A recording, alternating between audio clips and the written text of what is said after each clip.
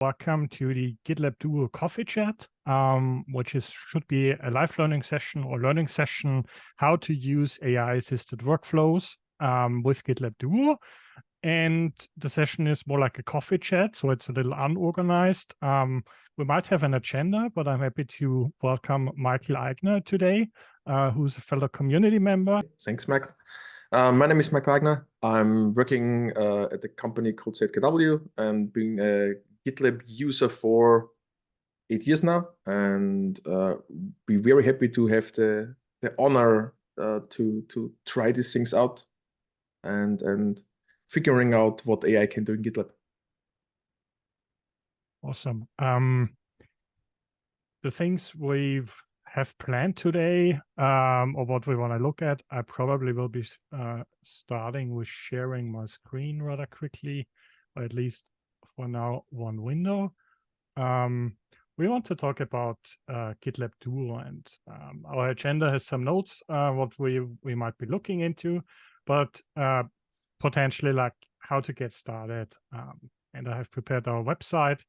The idea behind GitLab Duo is to use AI in the DevSecOps lifecycle. So it's not just like writing code or explaining code, but everything you can imagine, from like planning to creating code, to verifying code, to security scanning, even to like root cause analysis and troubleshooting. And since this requires time to get started, I thought of like, well, let's maybe start with the most pressuring or the most interesting thing. Let's create a project and then see how far we can go and use AI-assisted workflows and use GitLab Duo. And I thought of like, my preference would be Python for now. I don't know how Michael wants to use a different programming language. But yeah, how to get started? We can either navigate on the website into the documentation, or if I use a shortcut, I can also search for GitLab Duo documentation, and should be coming over here. And there you can see like an overview of the specific features, the requirements for it, the availability, so whether it's available on GitLab.com SaaS or on the self-managed platform, and also exactly which tier it's currently available. And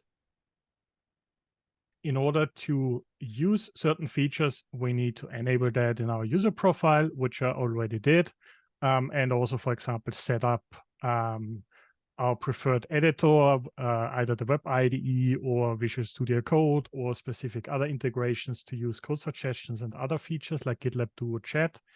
Can be a little confusing now. Probably let's get started with some practical hands-on and see how we can actually use that. We can, and I will be creating a new project in a bit. We can just go over here. Oh, I have a playground already, but let's create another one. Create a blank project, making this one public. GitLab Duo Coffee Chat, and we probably will be maybe let's play around with everything.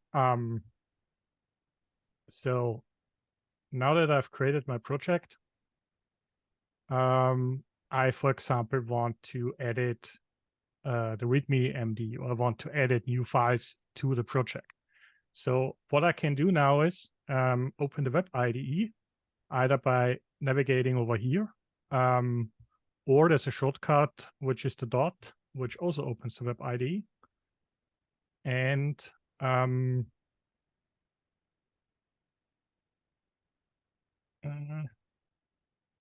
little confused. I just want to make sure that we are recording. Okay. Oh yeah, we're recording. Sorry. It's been a long time since I did some screen sharing and recording and hands-on working sessions. So sorry about that. So the Web IDE is based on Visual Studio Code in the browser. And what I can do, for example, is like edit the Web IDE, I edit the README.md over here, which also provides me with the option to get started with my project. So I can, for example, add a license file if I want to, and other things. The problem is I need to cheat now a little bit with oops. Oh, maybe let's not create a license file, but create instead some code directly because it's more interesting. And the idea here is if I want to write some code, I can just like get started and write the main function and then print something, set up my algorithm, but I can also instruct AI or GitLab Duo Code Suggestions to write some code for me. And the thing you need to know with that is using a comment, which is a hash in Python, and say, create a hello world function and print it. And then it should just take not so long, which then has this grayed out code suggestion. And then if I hover over it, I can add accepted, which can be done using the tab key on the keyboard, or I can also accept the word, which is command cursor. And there are certain ways to like additionally always show the toolbar or accepting the line. Accepting the word, does it mean you only use now one time print and then another hello and then what? Let's try it. If I press tab now, and you probably cannot see the keystroke, it accepts it, so it gets added. And if I want to like restart that, I can always like delete it, go there again, and get another suggestion. And the shortcut was now command. Yeah, so I pressed command cursor right, next one, next one, next one. So this needs a little, you need to practice that. In the beginning, I was kind of using tab all the time, and it was always a little bit of distraction because like 20 years of development, you cannot change habit that fast. But after a while, I figured this is useful because it's not just printing hello world. I can continue writing code, and the more code I'm writing, the better context or the better suggestions I get. For example, just continuing with a new line, and then this triggers to actually create a function. Let's see what happens. Pressing tab again, new line. I would expect probably a main function or something in similar, or maybe not. So when the icon is next to the line number, so when the icon is displayed, it is sending data to the AI system and send some stuff back. Exactly. I cannot show you. Can I show it in the Web IDE? No,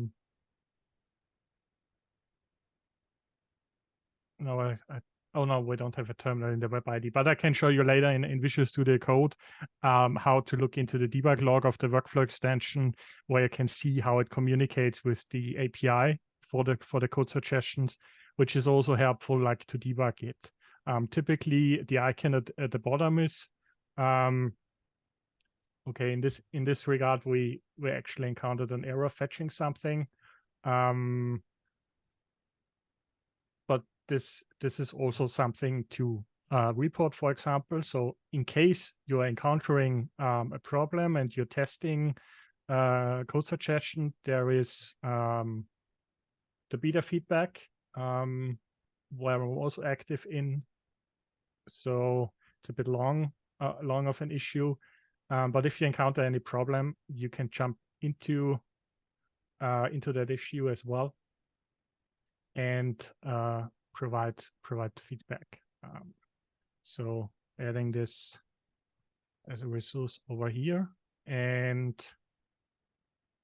I'm not sure what's next, but let's maybe do something else. Create a web server and print hello. Maybe this could be an interesting idea. Okay, so it and this needs a little bit of like sensitive reading and seeing whether I want to accept the code suggestions, like importing a socket and binding the socket. Web server started on so on.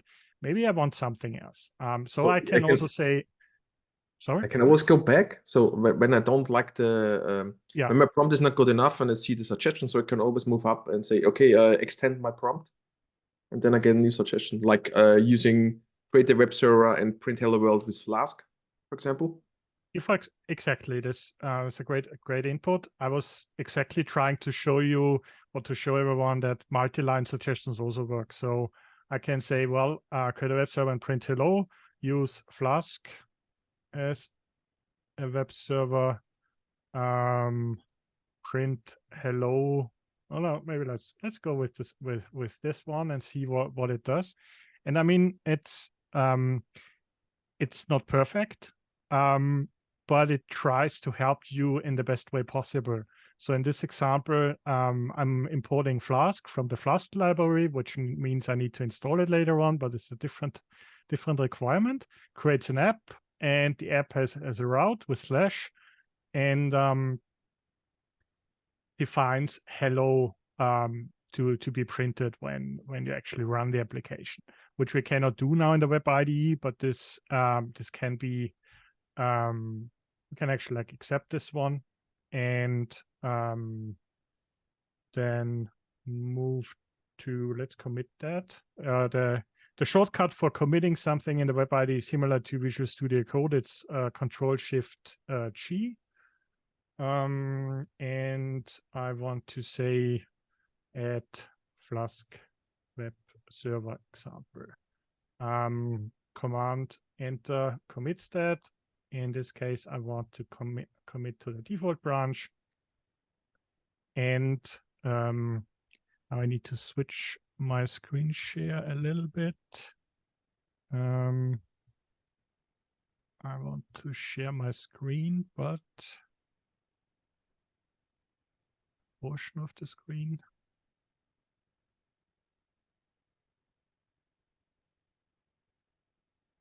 This is something I recently learned, that you can share a portion of the screen, which then allows you to there's my terminal. We want to go to our project like this, and do we have in here test AI? This is the one.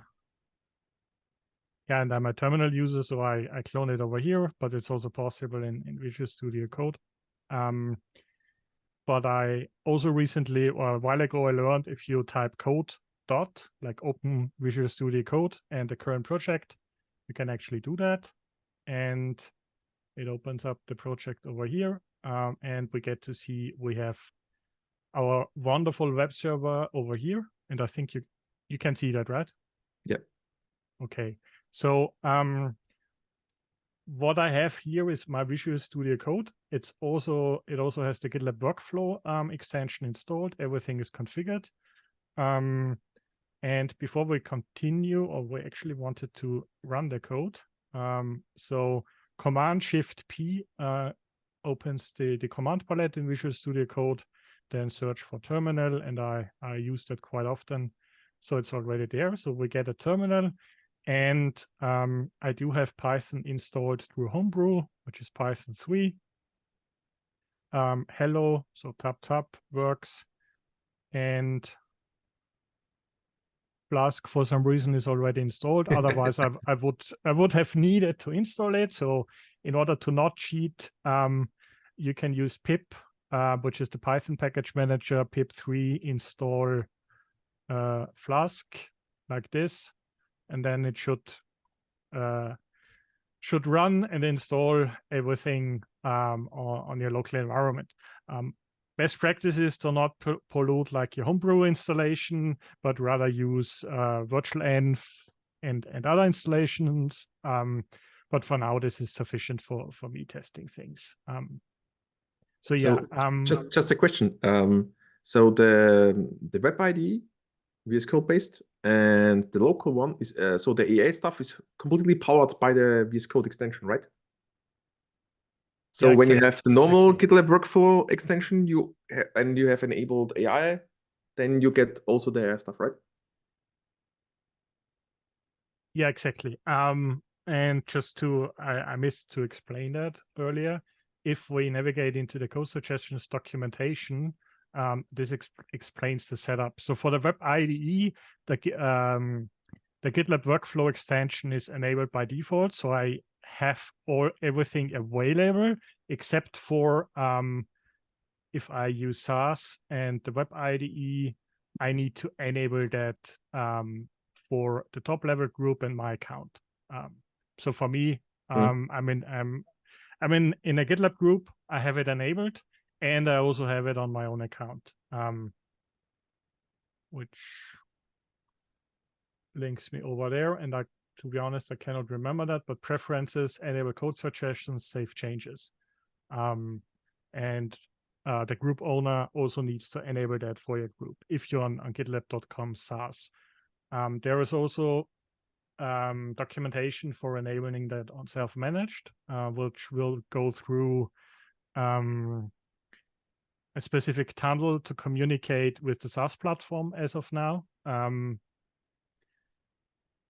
And what is the need? You need to agree to the testing agreement and acknowledge that there is data transfer in between. I don't know exactly what the plans are for having local models or how this works in the future, but I would recommend reaching out to your account manager or to our support teams and just figure that out.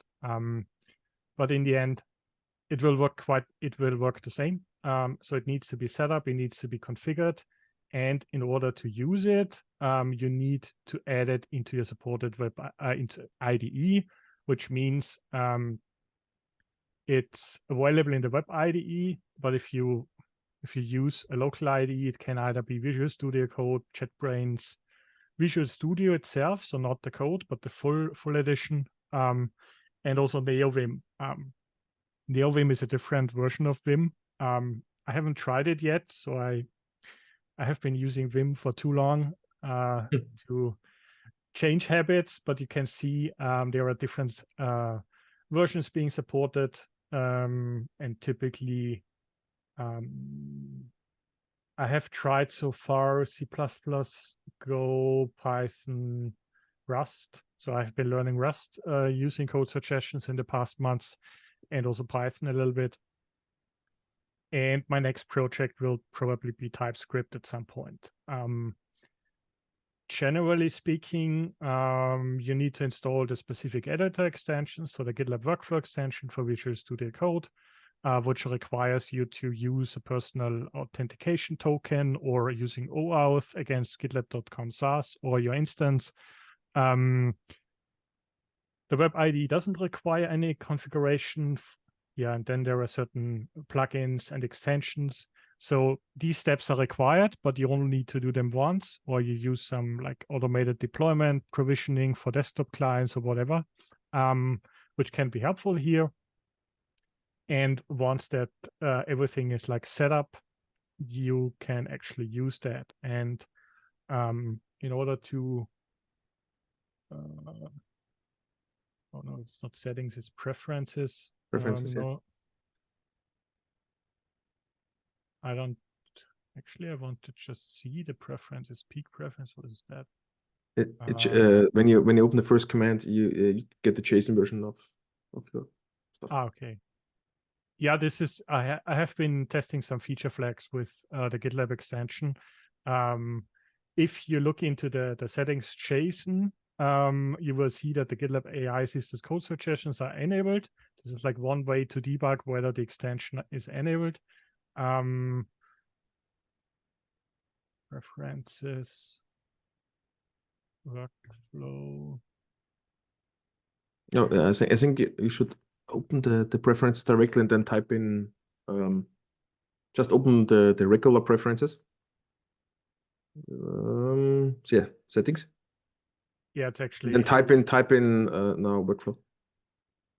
Yeah, I'm still learning certain things.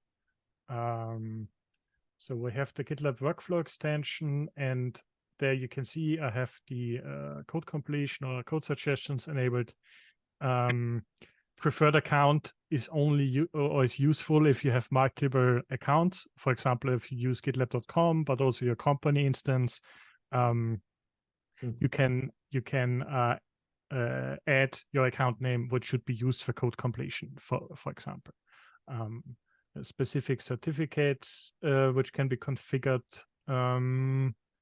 I also enabled the debug mode, so I get to see the communication, what code suggestions are doing.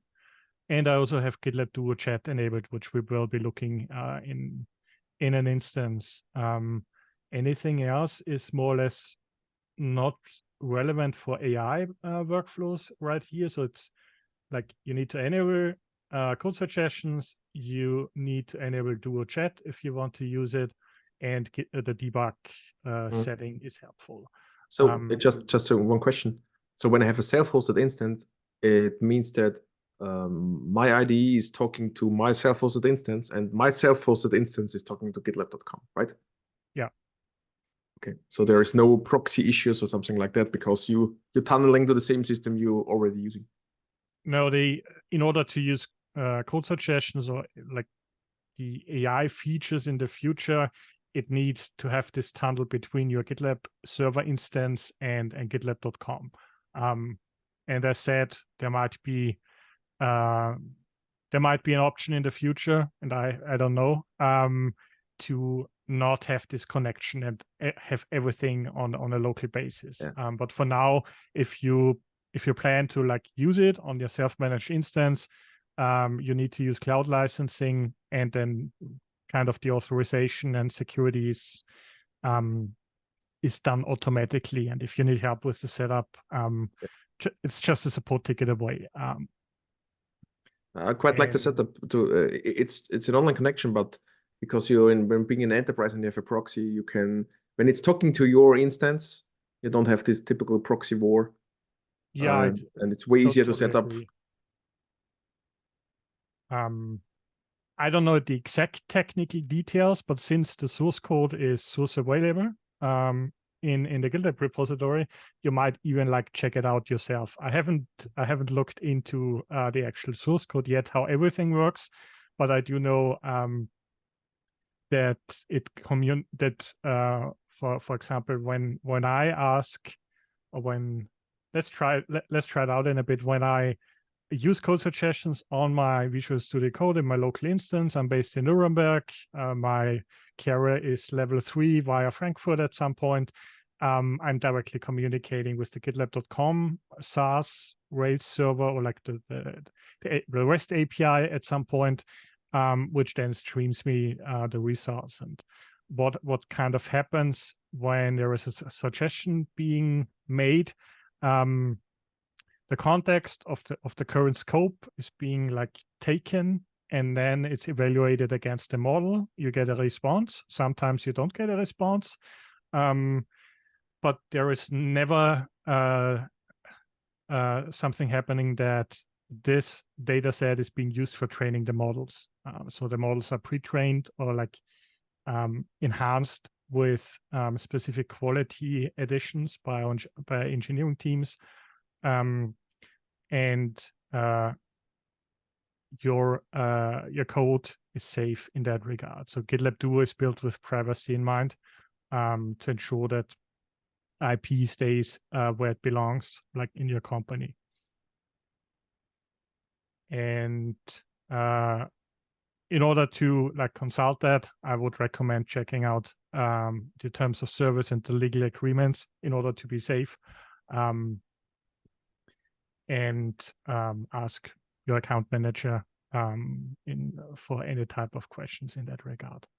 Also with specific questions around what is the volume, what is pricing, what is needed for that specific things. Our teams are happy to help. And I'm more the person of like showcasing the things. So I have installed Flask and I wanted to like run it. So I have it running on my local host, which actually works. Let's maybe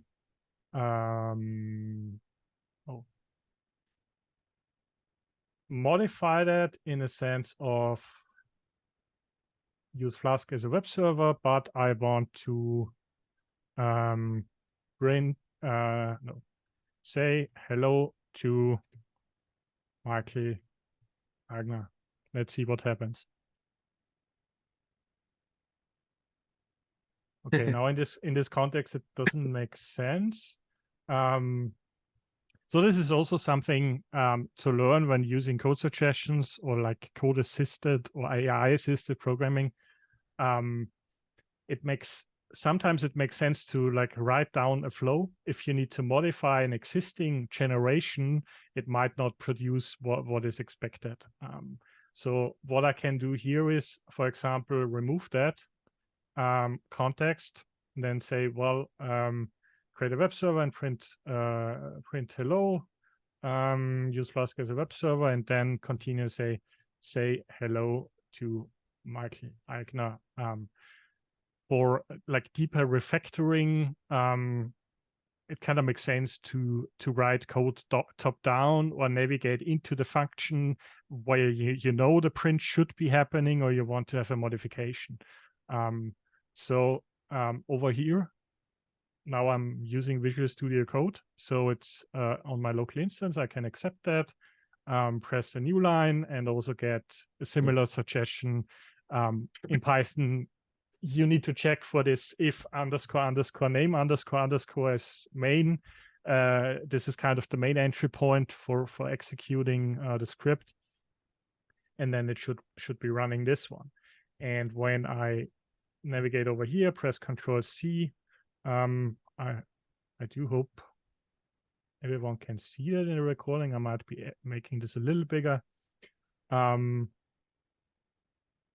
it's actually, it also can accept incoming connections. It's listening on localhost, and okay, it's the zero binding. So if someone on my local network would be reading this, like my TV or my soundbar, whatever, they could also connect to that.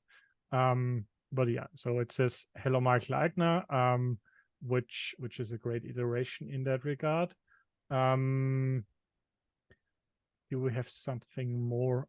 Oh yeah, I wanted to go into the debug log or the debug console, which is over here. No, is it the debug console or is it the output? I think it's actually the output.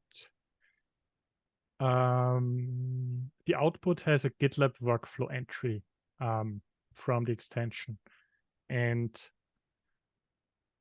this is because I have the debug log enabled for the extension. And okay, it's requesting a lot of things that there's no way to let's remember 27. If I remove that again and say hello from the GitLab Duo Coffee Chat. Let's see what happens here.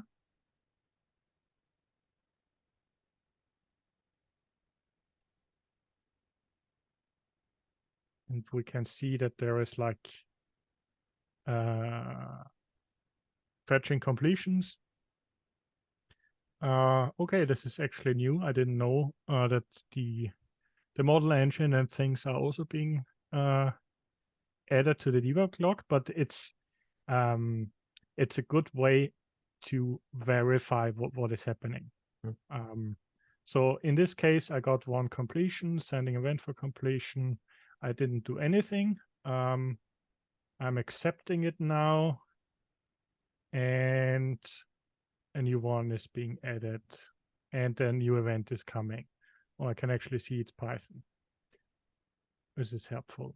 So does it mean when you have the prompt in the top and you add a new line, a new prompt line, so it mostly forget about the context before, right? It's just using the new comments, right, to make the suggestions, or is it?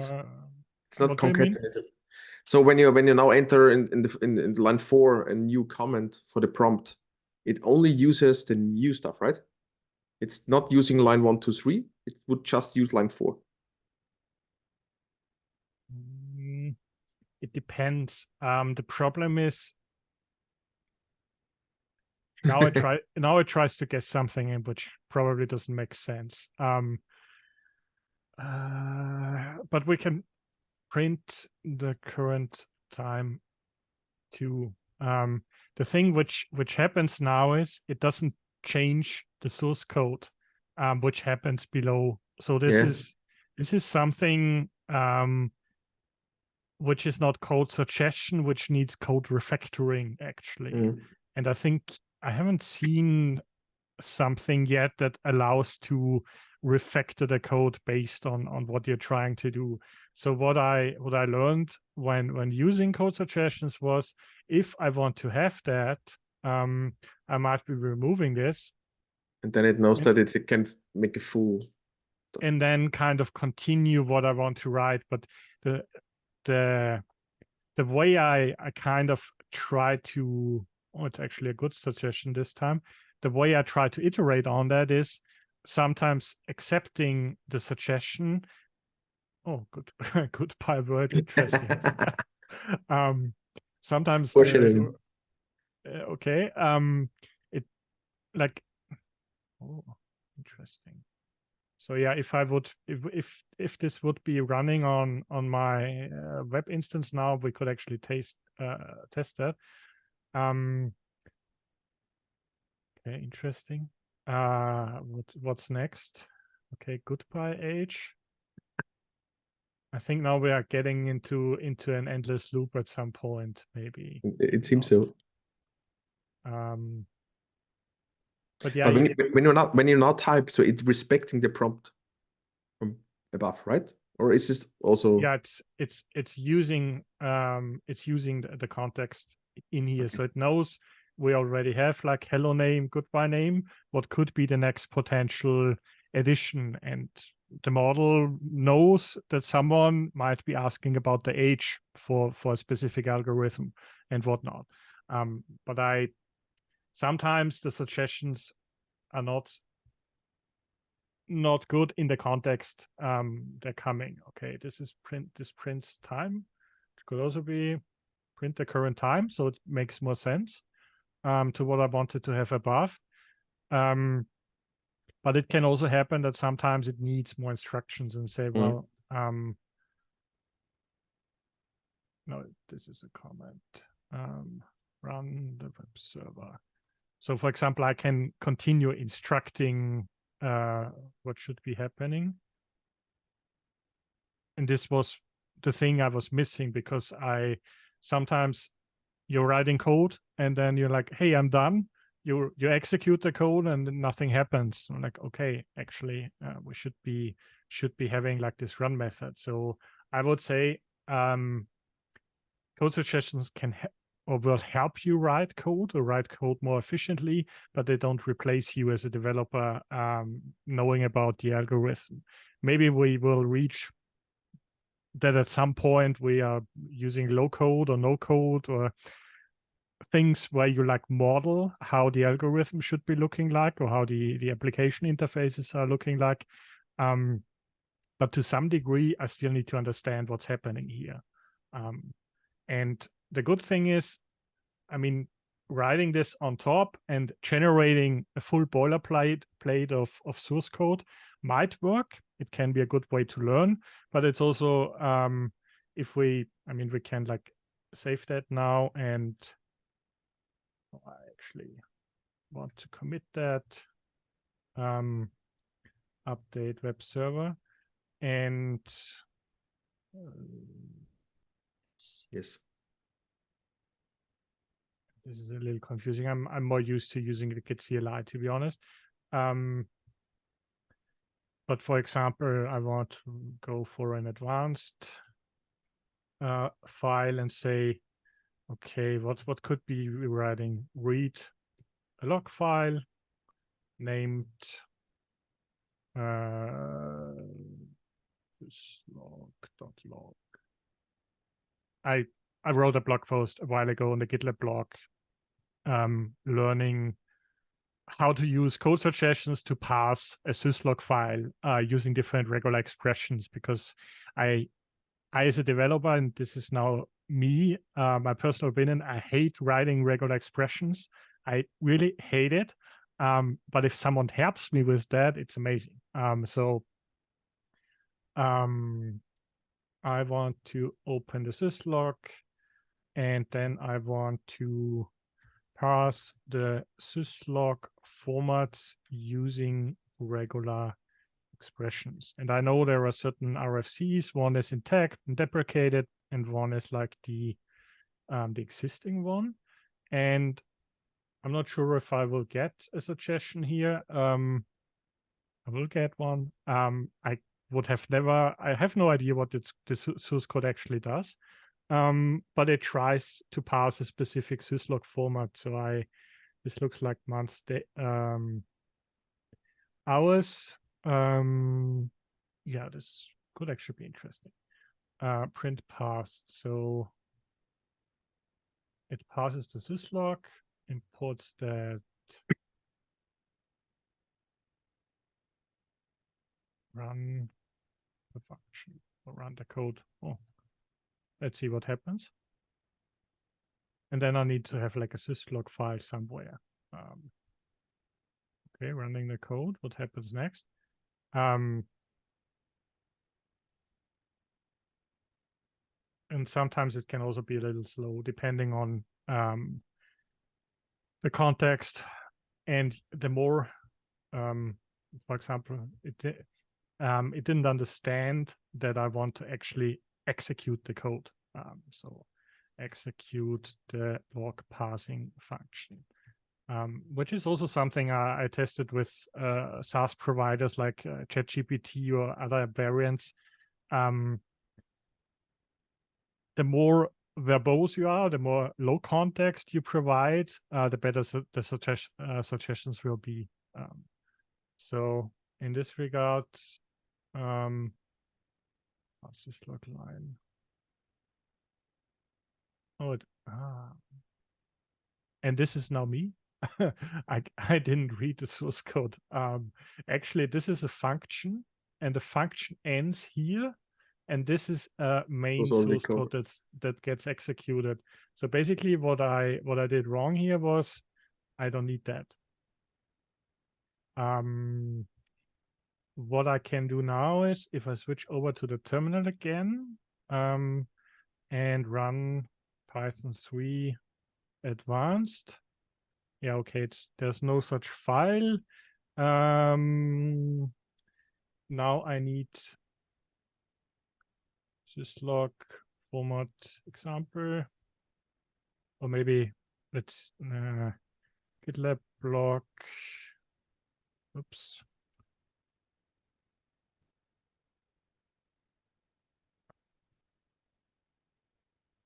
I do have an example somewhere over here in that blog post.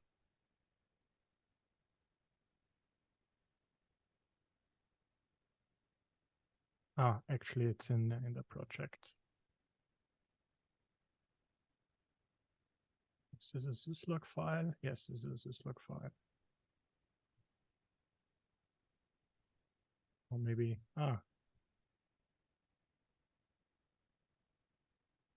and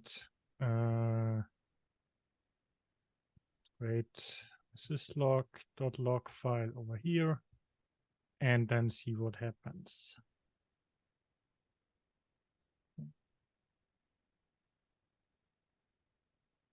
value error. Okay. This is interesting. 922.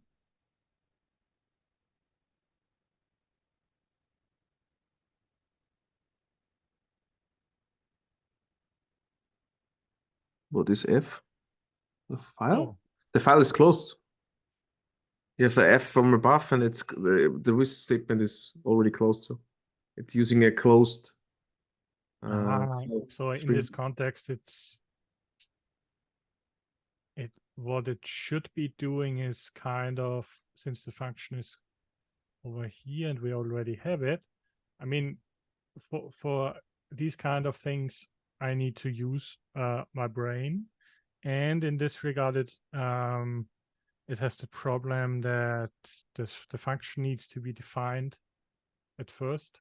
So, I mean, it's not beautiful Python code now, but just trying to make it work. First, define the function, define like global variables, and then continue over here. Does it make sense? Yeah, it does make sense. So we kind of get the different past items if they exist. I think this actually makes, yeah, this looks relatively same. Now the thing or the question is, this was a lot about source code, and one other thing is, for example, I can say this, right click on it, and then go into GitLab Duo Chat. This is the current context menu when you have GitLab Duo Chat enabled. I can say I want to explain this source code, which is a new feature. So GitLab Duo Chat is in beta right now. It was announced.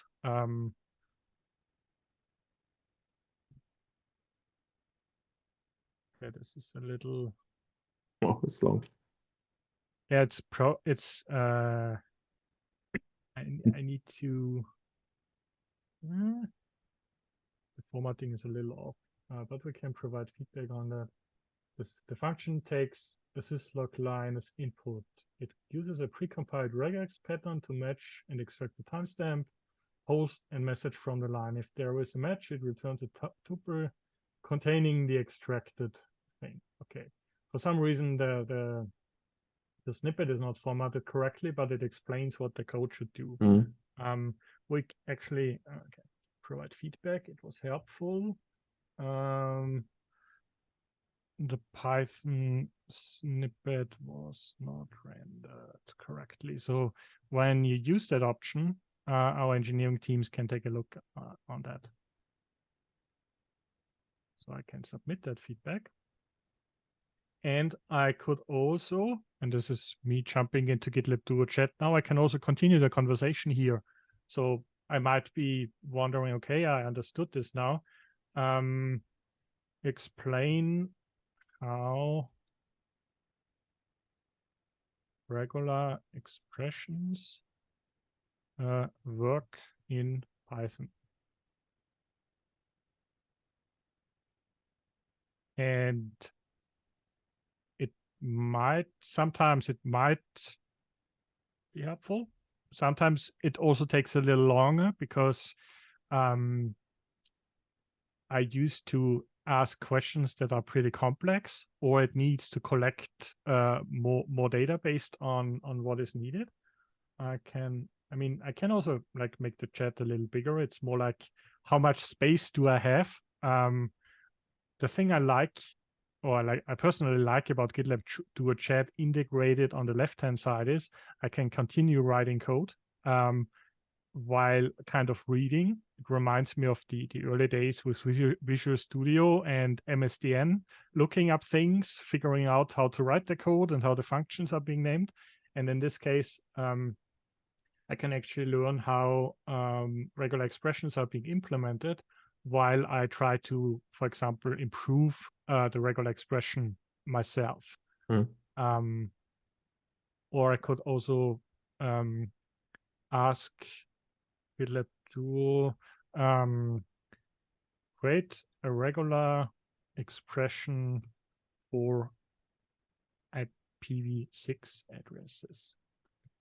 I think this is one of the most upvoted Stack Overflow answers in my if I Google that. Because I recently used it as an example to actually ask GitLab Duo Chat to explain what this specific regex is doing without providing any context, which I find personally a good thing. Looking into some legacy code or some code that someone else wrote, there's no comments, there's no unit tests, there's nothing. And when you change that line, it might break, or it might break your customer applications or whatever. And having the ability to like explain the code or copy paste the snippet and say, hey, please explain that with your power of a lot of background knowledge. Let's see if we can like use that as a way to understand code, and also not feeling blocked in a sense of I don't know if should I be writing tests now, should I be debugging it, should I be refactoring the source code. It's actually a short regular expression, didn't expect that. But let's ask it. Create a longer regex that also matches IPv4. And it can be not only like the helpful pair programmer, but your AI assistant to understanding source code, to getting more insights into how should I be continuing with this algorithm. The code suggestions are just one part of the bigger storyline. And here I get a more complex one. And in this example, I could, for example, just saying email, for example, you could use that, copy that into over here. I mean, in this context, it doesn't make so much sense, but this is actual Python code. So I needed to learn it myself again, because I'm a developer who doesn't ask any questions. I'm more like the type of, hey, I know how to use Google, or I know how to use certain things to research. Now that I have the ability to use GitLab Duo Chat on the side, and it's not just in Visual Studio Code, I can also use that when I'm in GitLab itself. So where's the project we're looking at? This one. Let's press refresh. I could, for example, and let's look into some other AI features which are available. So we have GitLab Duo Chat available in GitLab as well, but we also have more features within GitLab.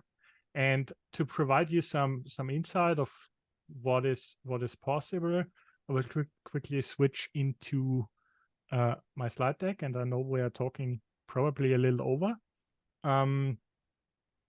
But the idea is really to understand where you are in your DevSecOps journey and how to get more efficient. And one of the things you can do with GitLab Duo is can summarize the assignment. So imagine you have a long issue with 100 comments or 200 comments.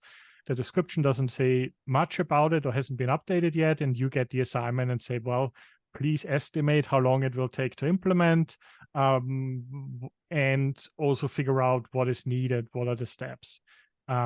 So this is one way to look at it. I don't have an issue at hand now to show it, but we can try it later on. The other thing is, when I as a developer start, I might be seeing some roadblockers like using Git on the command line, and there's an integration into the GitLab CLI which allows you to ask for Git questions. So for example, and this is actually something I can quickly show you. Where's the terminal? Here's the terminal. GLab ask Git how to create a new release using semantic big versions. And this is almost the thing with, is it, does the demo effect work? Does it not? Oh, it's actually a lot. So I would probably be changing that to use main as the default branch, but in general, it's a helpful explanation. Check out the release branch, adding things, committing, tagging, and I cannot remember the syntax of tagging a release, to be honest. And then pushing specific things. And you can also say you want to run the Git commands, which. So it's the same AI system, but used now from the CLI, right? Yeah, it uses a similar framework or the same framework in the background. For now, this has only been implemented for explaining Git CLI commands. Okay. But I opened a feature proposal yesterday or last week to extend that to maybe Linux commands, to explain, maybe to even like bring GitLab Duo Chat into the CLI, if that makes sense. I'm not sure if it's possible. But I also figured if you think it's impossible, you probably will never make the feature proposal. So I started changing my this is probably never possible into, let's think of what is inefficient or what is a task you don't like. Maybe there's a way to use AI to help you, which brought me into certain feature requests and also features that are already available, which I think is super helpful. And yeah, GitLab Duo Chat can also be helpful in showing you. No, this was not. This is the project I'm looking for. I can access GitLab Duo Chat when it's enabled for me in the help menu over here. So currently you need to know that it's there. Hopefully in the future it might get added directly here or somewhere else in the UI. Can open this and you can see it reuses my session, so I can continue what I asked before in the Visual Studio Code session. I can use a / command which is called reset to start a new conversation, so it kind of forgets the context. And I can ask it like, I want to create a new Python project. Please suggest the structure, gitignore, CI/CD config, and more. And hopefully, I will get some suggestions. Use a tunnel, okay.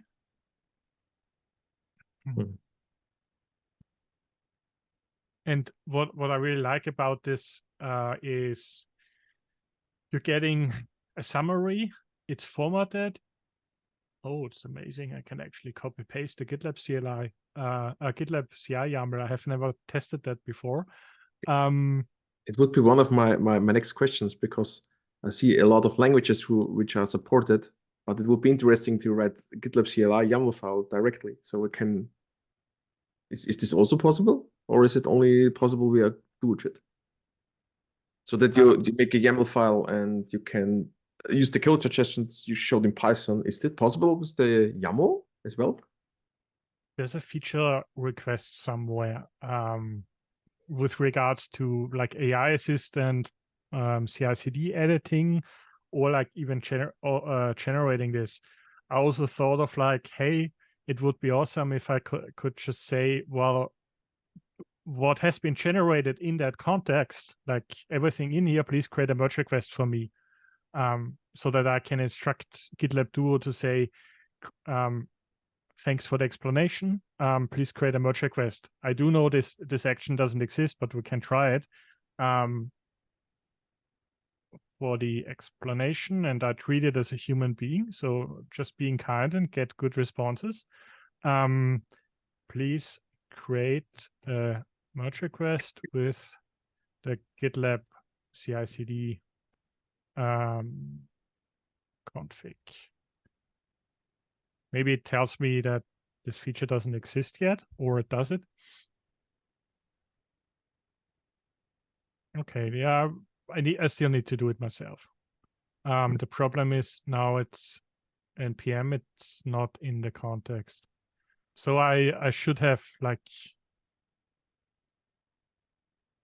be more specific what the GitLab CI/CD configuration means in this context.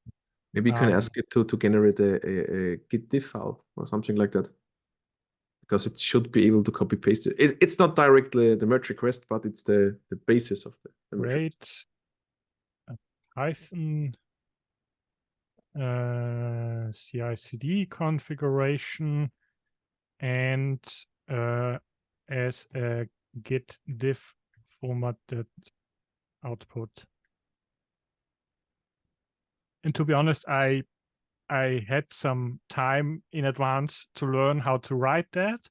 But in the beginning, I thought of how would I be asking someone else on my team, or like on a community forum or somewhere else, how should I be doing this? And it's the same as I communicate with GitLab Duo Chat, even though sometimes it takes me more time to write. So sometimes I also would love to have a button and say, hey, please do that for me now.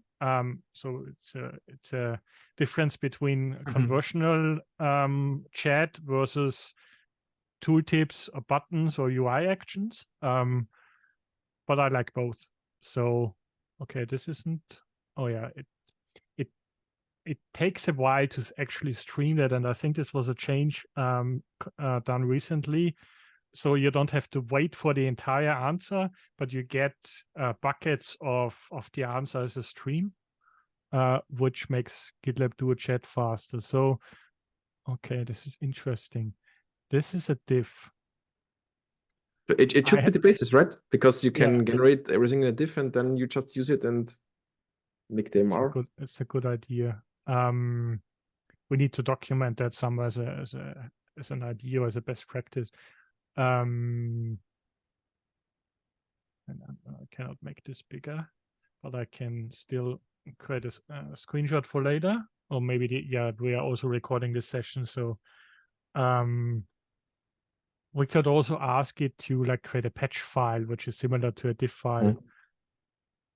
What I did recently was to summarize an issue or summarize an epic. And I mean, the GitLab Duo Coffee Chat is part of an epic where we are like discussing how we can educate everyone and so on. But it's a long epic, so plenty of ideas. And I could, for example, ask GitLab Duo Chat here, and let's reset the session for once. Explain the opened epic and provide a summary of actions. Last time I tried it, it worked.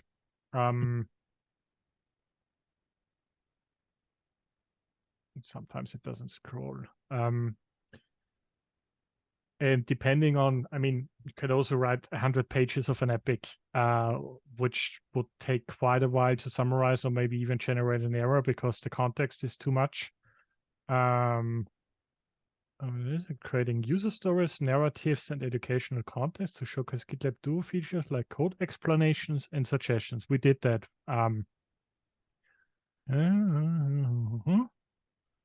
Real-world use cases, best practices. Progress so far includes organizing GitLab Duo Coffee Chats for live coding, generating ideas for storytelling, which we already did, and providing product feedback, which we will do later on. Overall, the epic aims to educate and enable users to take full advantage of GitLab Duo through bite-sized content. This is exactly my intention with the epic. So this is a perfectly well summary, which I personally find amazing. This is quite interesting because when you have a long list of comments and you can tell the system, hey, where is it stuck, or when it's taking longer than expected, it's great to have something which can explain you what's inside. That's cool. Really cool to see. Yeah, the thing is, I mean, this epic is a living document. It's public, so everyone can jump in and also steal my ideas, if you will. I'm also, I think I added this yesterday with like, I wrote about it in my newsletter, some swag ideas. Our community forum has a new GitLab Duo category. So if you want to like jump in here, you can also specifically ask about GitLab Duo's workflows or ideas and whatnot, or create a feature proposal. Where is no?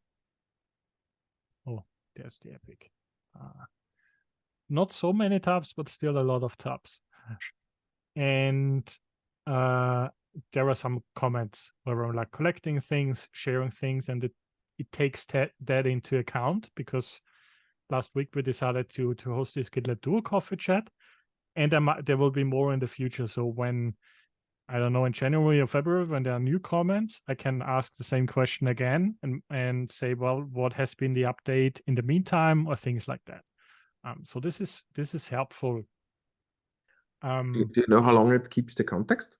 So when the text, the chat thing, is it stuck there, or is there some kind of, after 24 I forget it or something like that? To be honest, I have no idea.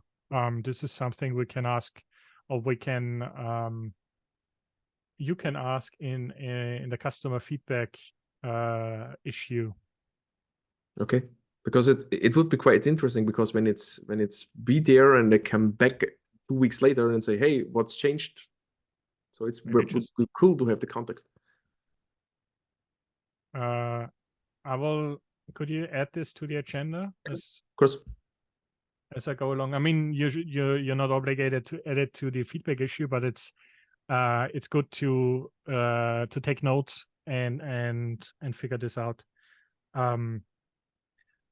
But before time is running out, I still want to like show you some other things, because I want to use this session to also not, or like, educate you, but everyone else, like looking into that. And I think I never did a recording for this talk as well. Like, code suggestions is something we tackled, or we looked into. Here's an example with using 6 lines of comments, refining how to parse a log file. Coming to that took me quite a while, and it might have been faster to write the code myself, but to some degree, I would have never written this code in just an instance. So it was in summary, when I look back and in writing that code, it was faster to experiment with code suggestions in comments than writing that piece of code myself. So it probably would have taken me 2 hours to figure that out. And to be honest, parsing log files, using string functions, this is just code which is boring to me to write. So I'd rather have it like generated or have it handy somewhere. Similar to, I usually want to use some pretty printing for JSON files. I always forget how to pretty print these. So you can print an object in Python as well, printing the attributes. I asked code suggestions and it just generated it. So it's usually the first thing I copy from an existing project of mine into a new project, or the debug logging, or the pretty printing, because this is helpful to understand things, or reading directories into a list, or file paths of a directory into a list recursively. I have no idea how to do that in Python, but GitLab Duo knows. So this was also helpful. Similar in Rust, and Rust was more of a challenge for me because I didn't know the language that well yet. So it was a way to like learn the algorithms, the data structures, the different things, and then also try to implement an RSS feed reader in XML. Not sure if this was the best idea because I don't like XML, but I was able to instruct code suggestions to parse XML for me, which was a nice way to optimize that. And they, I think I need to open up the slide deck. But if you search for GitLab Duo Rust GitLab blog, you will find the resources as well, and we will add them to the video description too. Explaining this code is something you've seen already. We can also do that in more like advanced examples. So if this was actually, click on this link. I can go again and say, either I want to have this specific piece explained,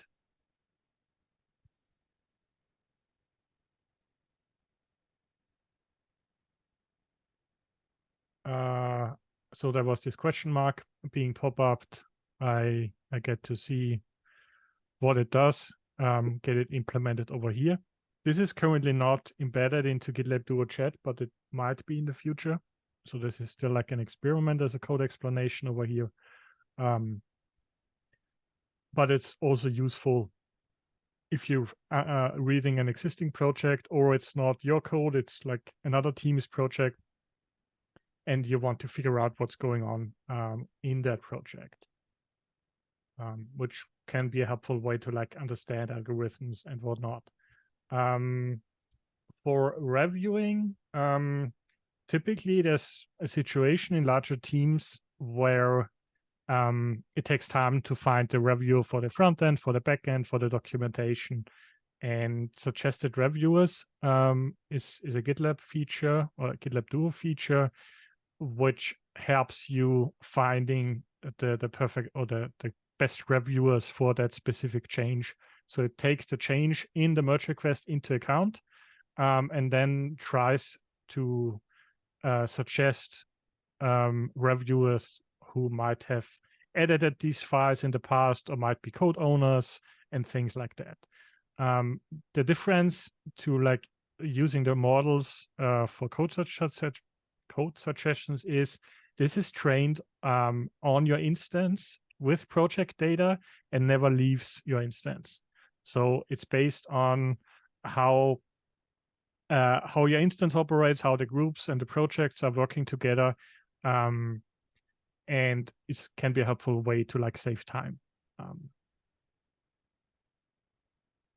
And that's, I mean, if you know how many GitLab team members are in a group, I think currently we have more than 2,000. Sometimes it can be a little tricky to request a review if you're not familiar with who's the owner for the documentation, or who's the owner for specific handbook updates and whatnot. And I imagine also in other areas this could be helpful. For merge request reviews, the same applies like issue or epic summaries. Typically, like sometimes a merge request lacks the context, so it just says fixes, issue number, whatever.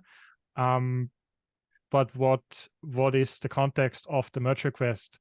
And a bit more specifically, should I be pausing what I'm doing right now and look into that merge request review now because it's urgent?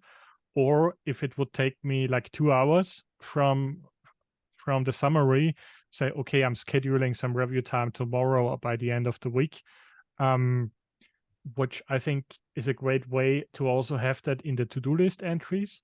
So this is a screenshot from the GitLab CLI, where I'm helping maintain that a little bit.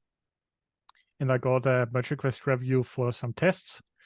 And I saw the summary in my to-do list, and I was like, okay, race condition in the test functions. This sounds, it needs more time. So I will schedule some time on Friday and look into it. I could also like use the same summary in the merge request to figure out what's going on. And I think for developers, this can be super helpful. Is it planned to use it for labels or such things as well? So suggestions for labels? Because it's more or less the same problem you have. You have a lot of labeling and strategy how to apply them. So more or less the same as like for the reviewer, but for labels. That's a very good idea. This sounds odd, but feature request. Yeah, of course. Or maybe just take a note of like in the doc and we formalize or we create a feature request, because I think this is a problem I have been seeing like in the past decade. Like I have no idea whether it's a feature or which type. I do know that like the GitLab automation or the triage bots, they have some sort of AI models that try to match the labels. But I'm not sure if this is a feature yet. But I think, yeah, everyone can benefit from label suggestions, or maybe even label milestones, anything which takes time to assign. And I think labels and reviews are probably the most pressuring parts. I've already written a question in the doc, so. Perfect. Yeah, I don't want to like do a frontal presentation now. It's more like I thought of which other features could be interesting for you. And if you don't like writing tests, or if you I can actually like test it again. I think we still have the do we have the Flask web server? Yeah, we have the Flask web server still. I don't know if it makes sense to test that, but let's try to generate some tests. So I can right click here. Then I have GitLab Duo Chat, and I want to generate tests. Oh, there's a shortcut. I need to learn the shortcuts. This is Option T. Let's try the shortcut, Option T. Oh, the thing is, I can use right click, but typically I'm much faster using shortcuts. So when it types the /tests into the Duo chat, so yeah, can use slash commands directly in the chat, right? So /tests.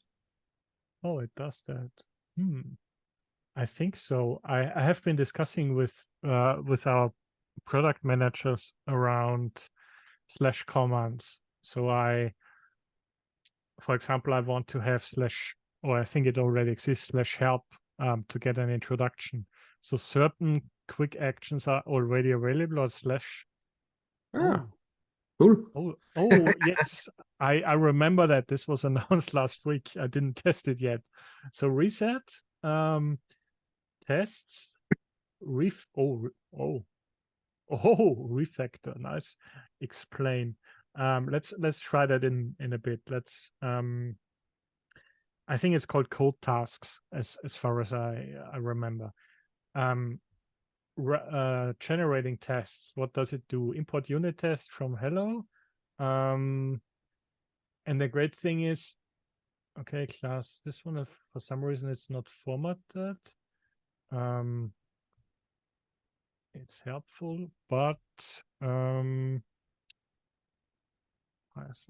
code is not formatted correctly. Maybe something needs to be instructed in the prompt in the background to fix the formatting. Actually, can I see the prompt? No, I cannot see it here. But this is Python code, and I usually have no idea where to put that code. And so I can continue the conversation after generating the tests. Where should I put the test code in my project?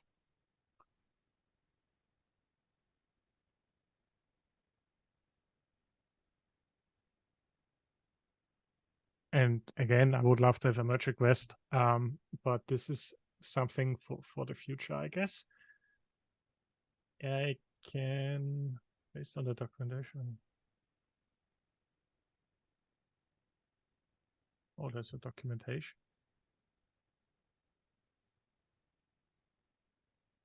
Oh no, this is not the correct answer. It's referencing.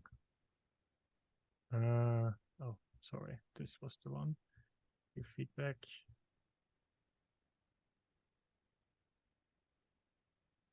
It explains how to write,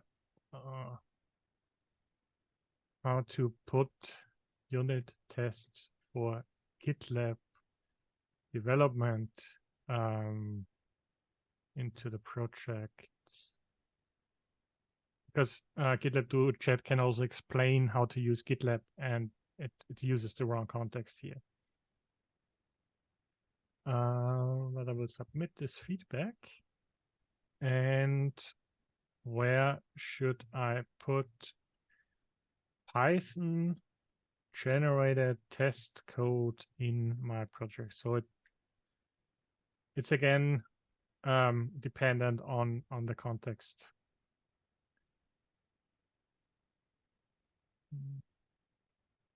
And I'm still curious what refactor will do with that source code. which is a great idea for a follow-up session, to look into some open source projects or some other code snippets everyone has lying around probably, and say, how can I refactor that, or what does it actually do? And then find some more playful examples to figure out. Find the test directory within the project directory. Okay. Build packages. No. I have no idea why this happens. But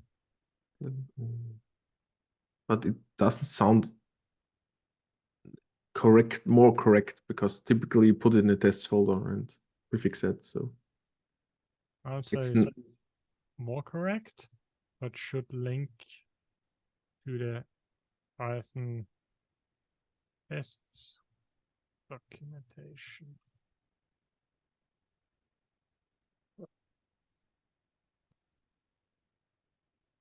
Yeah, and I mean, nothing is perfect, so it's. I actually wanted to know if I should be creating a test directory or something else. But I can like.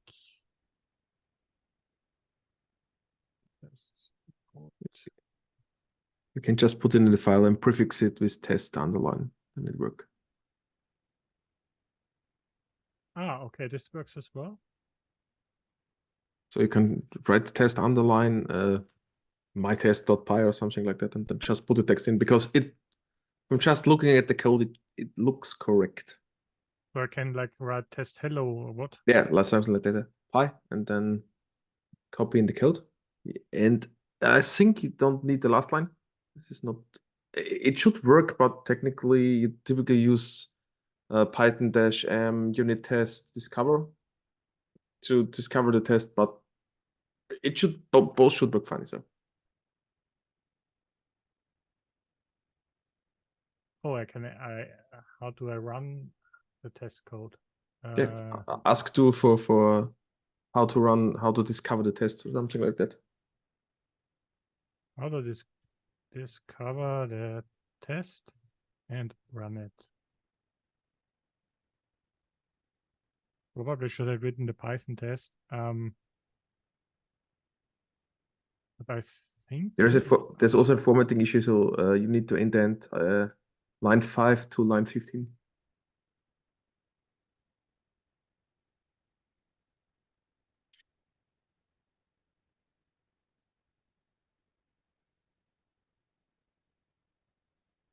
So the import statement is definitely not correct. Import unit test from hello. Import that. No. You need after import unit test, you need enter. Ah, yeah, import from. Yeah. And okay. then from line 6 and to line 16, you need to indent the whole code, because it's in the class, not outside of the class. This is the problem with the. Yeah, I was wondering why it's underlined. It's actually. And I think the last line you can comment it out, because typically you make the discover stuff But it should technically be possible to just call it, but don't see that many people using that way. So, and it's underline name, and yeah, and it should be main as well. Yeah, I think this was eaten by. Yeah, it's underline is a specific formatting thing. So I think the response here is kind of broken. But now we fix. Oh, fantastic. Now we fixed it. It works. I mean, green tests are fine, but what does it do? So let's use Command T. Was it? No, Command T is writing tests for tests. It doesn't make sense. Test for the tester. Explain. This brings me to a feature request. I want to cancel something. I want to cancel my input. This does so I need to wait until it's generated. Okay. Is there something like /explains or something? Oh, you can actually add more tests. Interesting. I want to. Oh yeah. Explain. But for that, I need to select it, I think. Did you need to select it? Because it, I would expect that when it's not selected, it uses the whole document. Let's try it. Maybe it might take a little longer to explain it. It's empty. Okay, it need to have pre-selected. Okay. Also something for the doc. Yeah, it would be nice to just explain the currently open open file, if that makes sense. I mean, I can go here and press Command A and then run. Oh, actually, it would be another feature request would be pressing cursor up and down to get access to my previous terminal history of things I typed in. This would be amazing.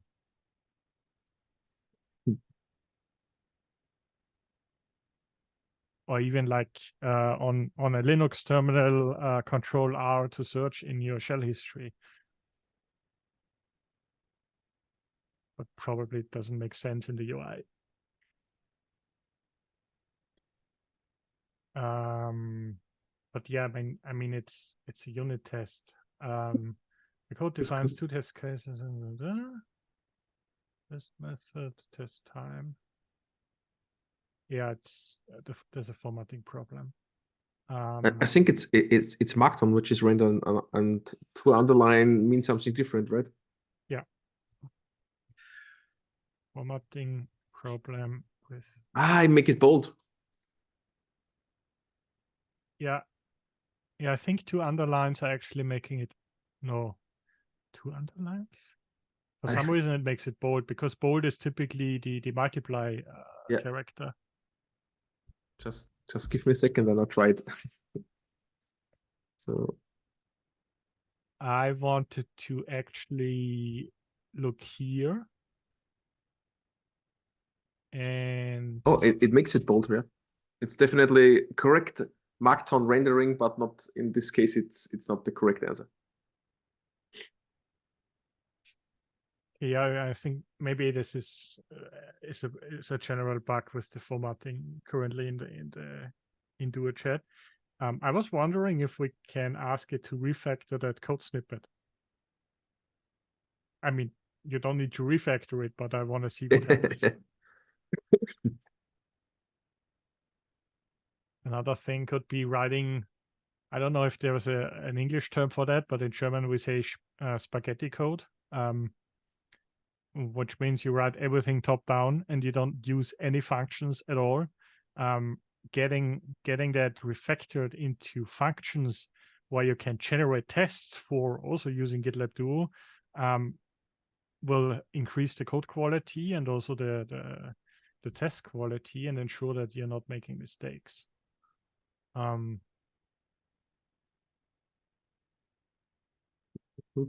print statements.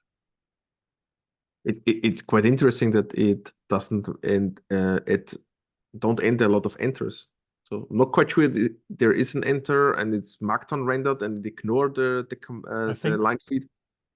I think the Markdown rendering eats the line feed, because I Yeah. think this is not rendered as Python code block, but this is rendered something else. So it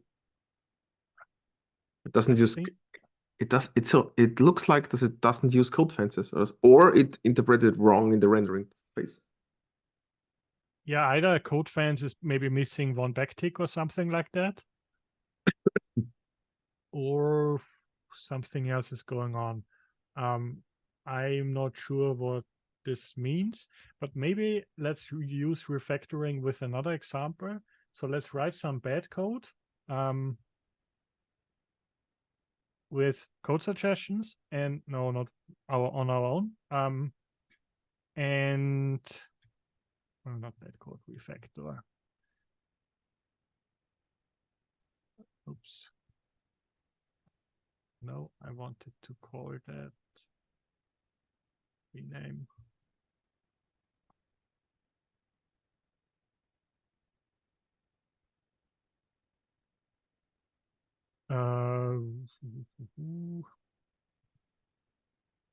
Read file called DevSecOps platform.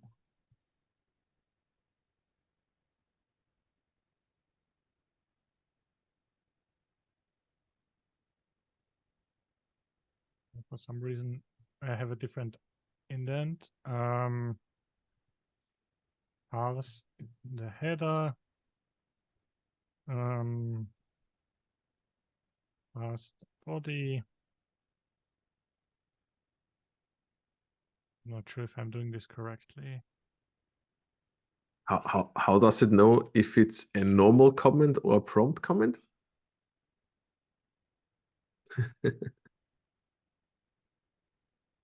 Yeah, sometimes the indent isn't correct, but typically it knows where my cursor is at. So I'm writing a comment and then I press enter as a new line, which then triggers the suggestion. So if you keep your cursor at the end of the comment, nothing, or in my experience, there are no suggestions being triggered. Sometimes, and I have been testing mainly Python for now, sometimes it also triggers the suggestions. With Rust, the suggestions came in much faster. Maybe this would be great to have the hash G and then writing it something like that. I would also love to have a way to re-trigger the suggestion, which currently means you need to kind of remove the line, press enter again, or like get into the scope of here, removing this one, for example, pressing enter again and re-triggering the system. So it's not, I think it's also a way of habits, and for some reason I don't understand now, it's not indenting the code correctly. And I actually don't know what it does, but yeah, maybe it's not a good example. Parse.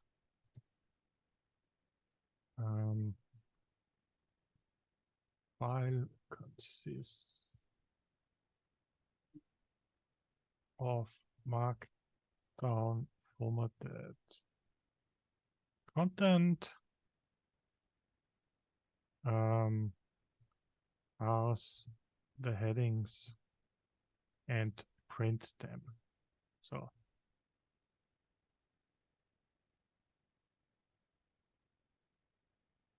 okay, this is something else. Oh, actually, I don't need the indent because data is being initialized, but the only thing which is incorrect is that data needs to be initialized in that context.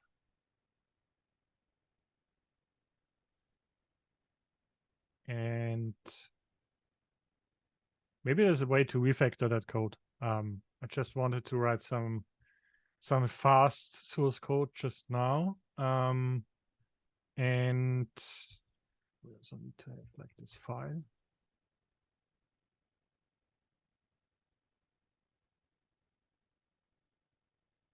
Plan, create, verify, secure, govern. There are more stages on the GitLab platform, but on the DevSecOps platform, but just playful demoing. And when we run refactor, yeah, we are passing the headings, so this makes sense. But maybe there's a way to write better code, because this is not is there a short? I didn't remember the shortcut for. And by the way, this is GitLab Duo Chat over here. Refactor.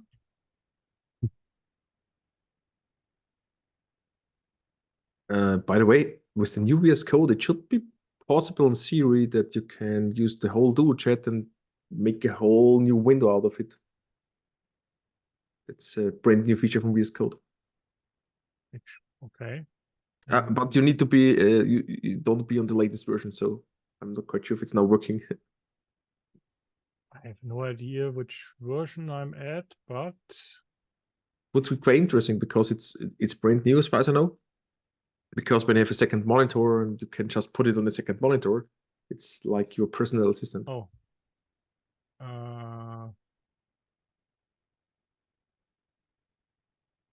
One is because it just mentioned that you have one update or something, right? Or restart to update. Yeah. Okay, let's restart to update.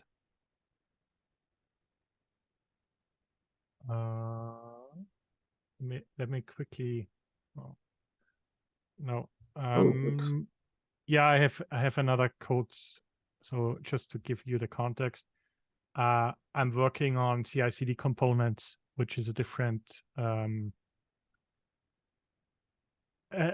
initiative I'm currently involved in, like creating reusable CI/CD workflows. And one of the tasks is to convert the CI/CD templates for Golang into a component, which is why I have my Visual Studio Code open.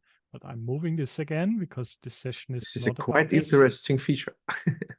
This is a very interesting feature, but this will be another session in the future. Oh, actually, it restores the history. Now, if I open the Duo Chat, Chat, maybe you can now put it on the top and move it outside. Maybe this. I think this needs to be implemented by the feature, right? I'm not quite sure, to be honest. But let's take a note for it. And I tried on my. Okay, no, does it work? No. Okay, it doesn't work with the normal one as well. Okay, it seems to only work with terminal. Okay, seems to be needs to be implemented. Be cool feature. Because then you can put it in the second monitor or something like that and always have it. Yeah, or I mean, you don't see my entire screen now. On my 34-inch screen, I can extend Visual Studio Code left side, Duo Chat, right side. Actually, we can try that quickly.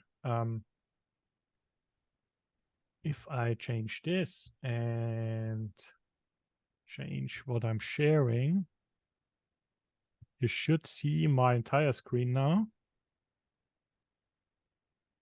Yeah. Okay. Well, at some point, there's an error with the UI. But potentially, yeah, I think it makes sense to either have that as a separate window or like control it yourself. Let's make it human readable again. I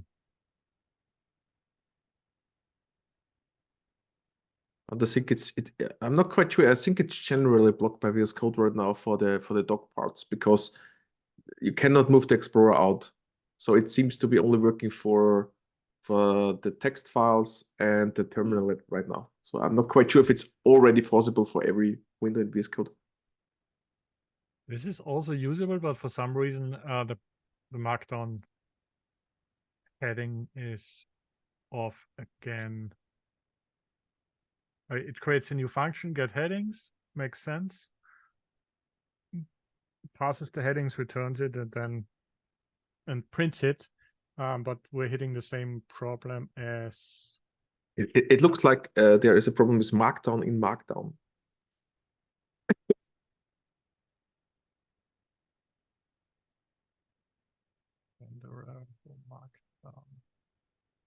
Markdown renders wrong formatted Python code. I don't know exactly what it does. I will create a screenshot for later for the bug report, but I also want to ensure that everything is submitted so that our teams can have a look directly when they review the reports, and they can always like ping me or ping us. Okay, but in general, I do agree it makes sense to move that into a function, because if we move that into a function, we can probably try copy paste that now. Because this is a comment. Yep. A multi-line comment in Python with the 3 double quotes. This needs an indent because it's in the scope of the function. And this can like stay here, and we want to print it again. So this is actually the code we want to use. And this is the code we don't want to use. And I recently learned it's command slash. No, it's not command slash. Is it command slash, control slash? Oh, no. Where is it? Oh, command slash. Sorry. To comment out an entire selection of source code you don't want to use, and you can like undo it again, which took me, I think, 1 year to figure out how to do that.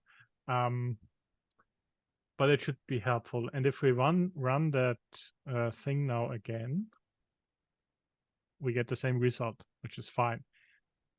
The thing I also want to do now, because now we have refactored the source code, and it's amazing to test that now with you. I also want to create tests for that.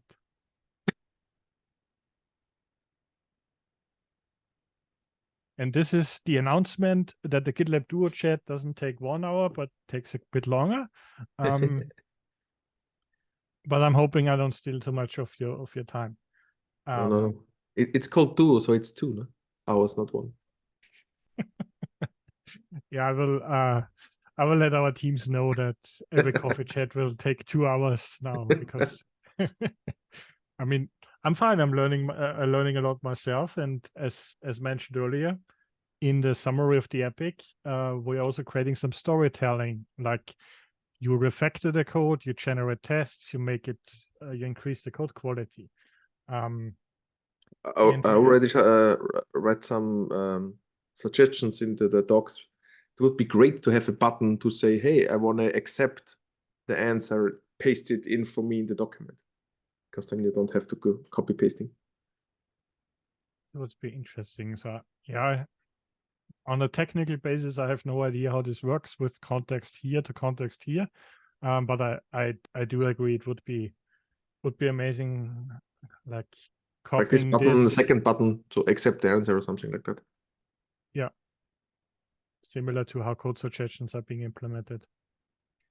But yeah, I mean, and again, I will. So equal headings empty. This framework. I think, yeah, the suggestion as this makes sense. And we can say we want to have test refactor. Just need to fix that again. But since we learned, or something happened over there.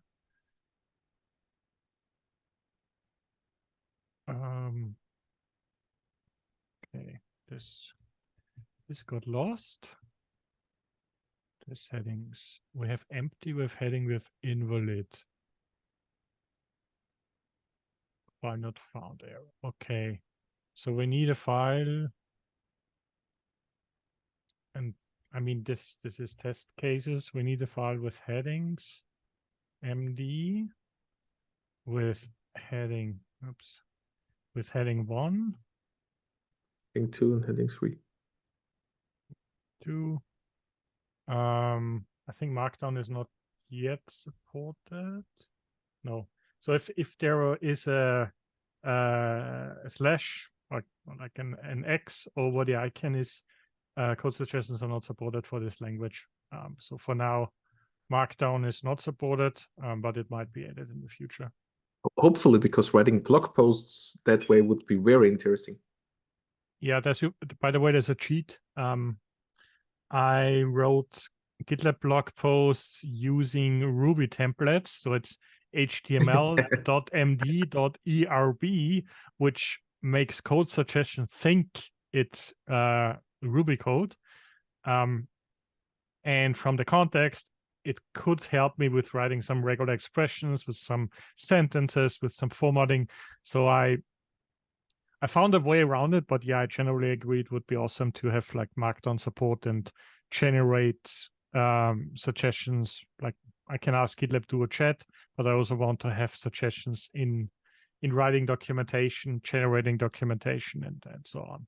And fixing typos, grammar, and such things would be amazing feature. Yeah, but sometimes, well, like my cheat is using Grammarly. I mean, it's a different system. But yeah, I think, I don't know if you can use AI to fix your grammar mistakes. Can you? You can. I do it all the time. Okay. So having it directly in the editor would be an amazing feature for me. Yeah, then it costs a fortune because running the infrastructure in the background for all the grammar mistakes in different languages is, yeah. No, I mean, never say never. If it reaches a wider audience by creating a feature proposal and being triaged by the teams, by the responsible teams for the AI framework. No, this is not what I wanted to do. Oh, I have actually test refactor.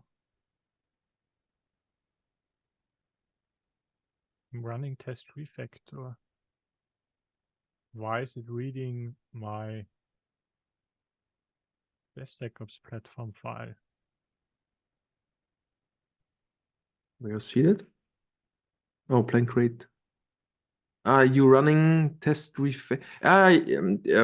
Go back to the other test. The problem is you have the main. You don't. You trigger the discover with that. Go back to the other test. Well, and you. What I mean in the beginning, it's you should comment out the line. It's not the usual way how to test.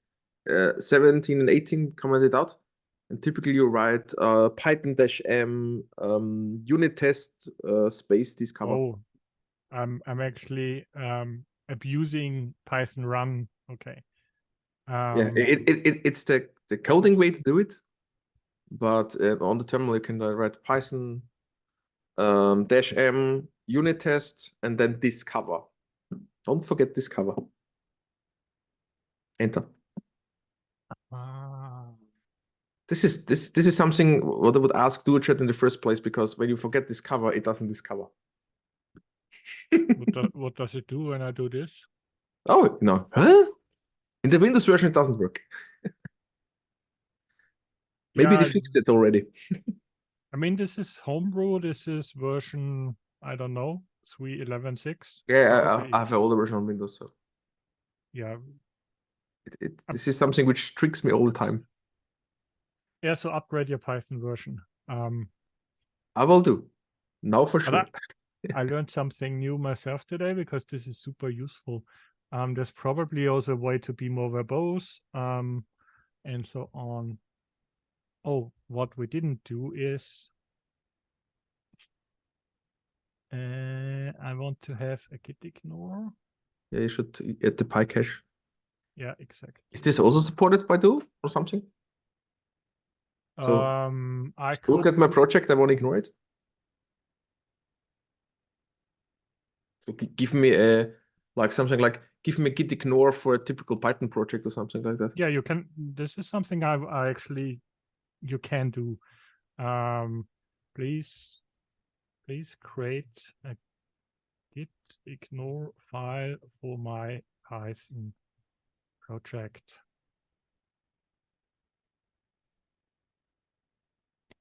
I also like to ask, generate me an MIT license file, generate a README.md, which provides a summary of what the project is about.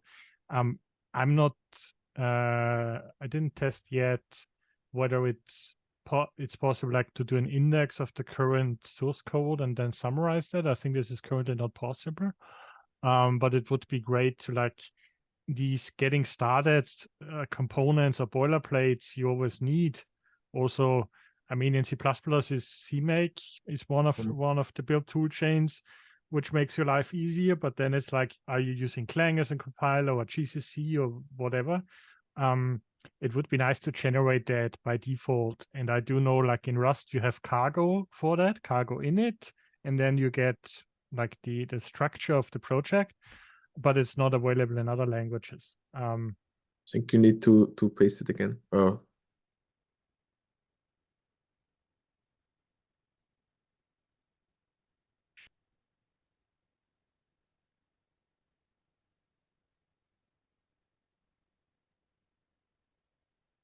Yeah, I mean, I think this is a bug or is a problem. Please, and this would be helpful, like cursor up. Yeah, definitely. Yeah, it's kind of like a smarter terminal, right? Yeah, and since I mean, the Python terminal, and this is exactly how I learned Python. It's not like writing code, but you have the, I don't know exactly how it's called, but you type something in and then it evaluates the command and outputs something. So if you The REPL, read, the evaluate, REPL. print loop. Thanks. Exactly. Like this is how you iteratively learn a language. Where say, well, I have something like this, and then you print it, which is helpful if you want to quickly test it or understand how a string type in Python is different to something else. And I don't have any luck. I always use it for Python string slicing because I always forget where to put the number. Show me. Interesting. Python.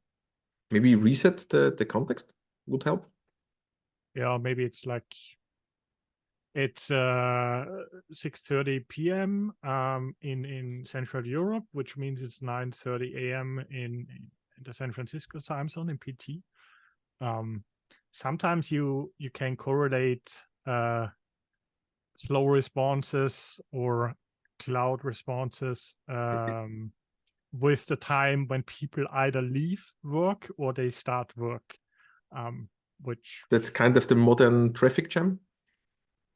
Yeah, I'm not trying to justify seeing like a timeout all the time here, but it's more like sometimes it's a good way to stop or do something else. And I mean, while we are waiting on these specific things, and I will take a note to commit all the files later on, or maybe just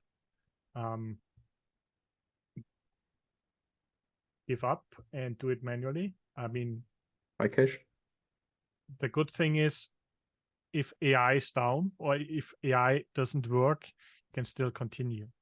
So it's not like you're bound to all your workflows and you cannot do anything when this specific feature doesn't work. You can still write code, you can still add things, and it's an AI assistant. It's not a replacement, if you will. So yeah, I do think we will still have developers, but we will have more efficient developers or DevSecOps engineers or whoever maintains the platform and writes code. Yeah, and actually, let's get out of here, which is Control D, by the way. I can use, actually, I could learn how to use that, but I don't like it. Git add -a. Makes sense, yes.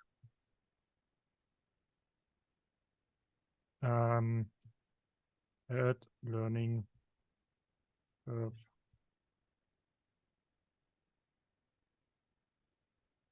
And this is just me. I do know that some folks are much faster in the UI and shortcuts.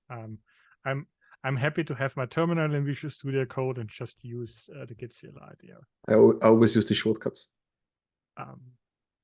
This will take me another 10 years to learn, but I'm here for it, so I'm not giving up on that. I wanted to show you because I know we are reaching the 2 hours soon. Test generation is one thing, and you can also like create some test cases which create extreme cases. So in this case, I wanted to like test an average function, and it created some negative numbers, some division by 0 errors, which I never thought about, and was like, oh, this is actually helpful. And typically, I mean, static unit tests is one thing to write.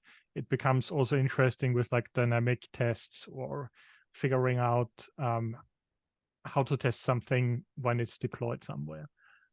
So I think there are still many more feature proposals and feature requests with that regard. But I really wanted to take the time to jump into one other thought I had around security vulnerabilities, because typically when I and this is a story from my past.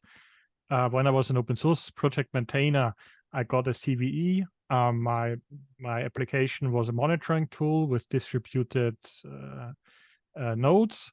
And the problem was there was a vulnerability when a specific action was triggered using JSON RPC or REST API or something like that.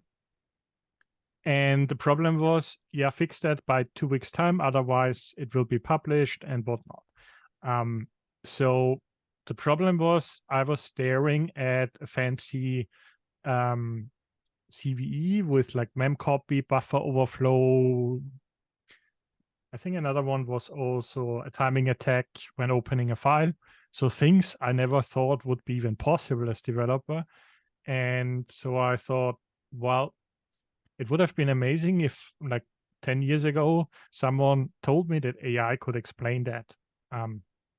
And I played around with certain vulnerabilities I created myself over the years, and had AI explain that. So the idea behind that use case was actually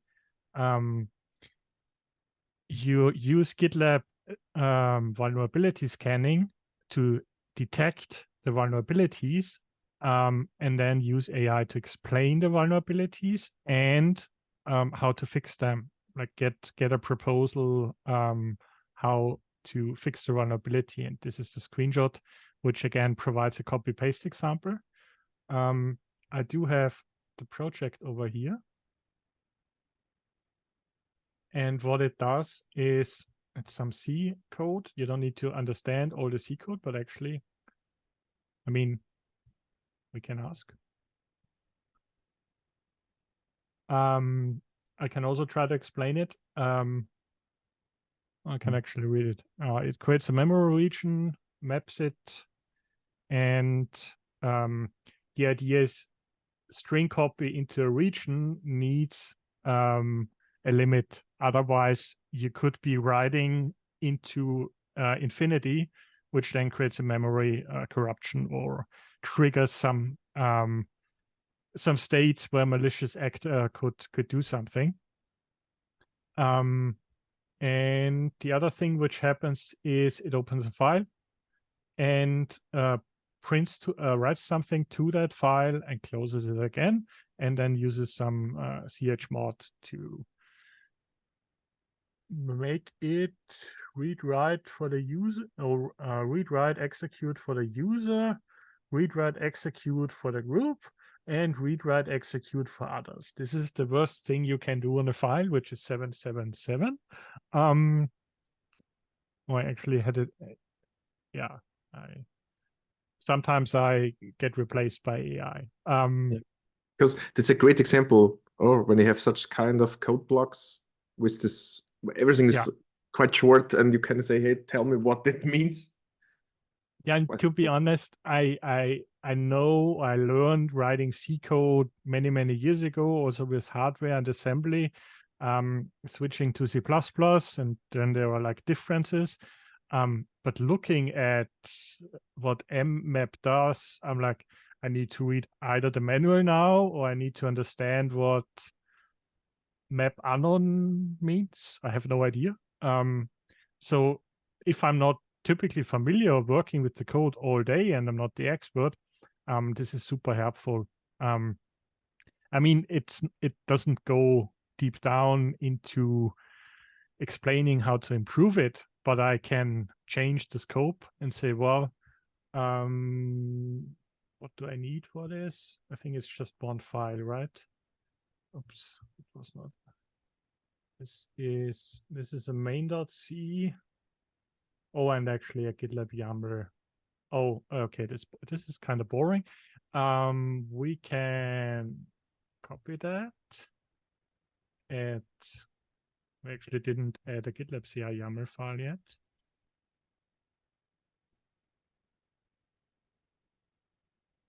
Add this one, and because we are a mono repository, we have a lot of programming languages now in here. We steal that source code, and I mean, this isn't the first time I'm using that source code. I had been doing a CI security webinar, I think, in 2020, and this was the first time I wrote this vulnerability, because I like writing code that breaks to test it later on. It's a much more fun experience to learn. Okay, if we have that now, we can also say, here's GitLab Duo. Let's maybe reset the session. And then explain. And maybe there's a way to refactor that. And the other thing I want to do in the meantime is git status, git add again, add vulnerability and scanning, and push that so it does something in the background.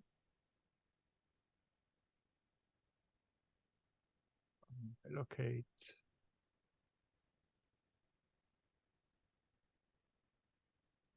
Okay, it allocates 16 MB. Interesting.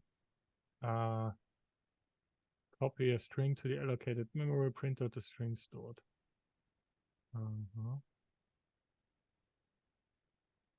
In this case, it doesn't detect the vulnerability, because for that, it really needs a sophisticated SaaS scanner or security scanner, which is like trained for detecting these kind of vulnerabilities. But it can use, and now we're switching back into the GitLab Duo Coffee Chat project. It can use the vulnerability reports. And I do have security.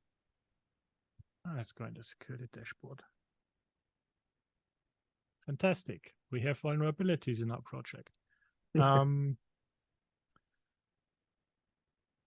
Okay, so the SaaS scanners found a potential time of check for the vulnerability, chmod. This is like intended.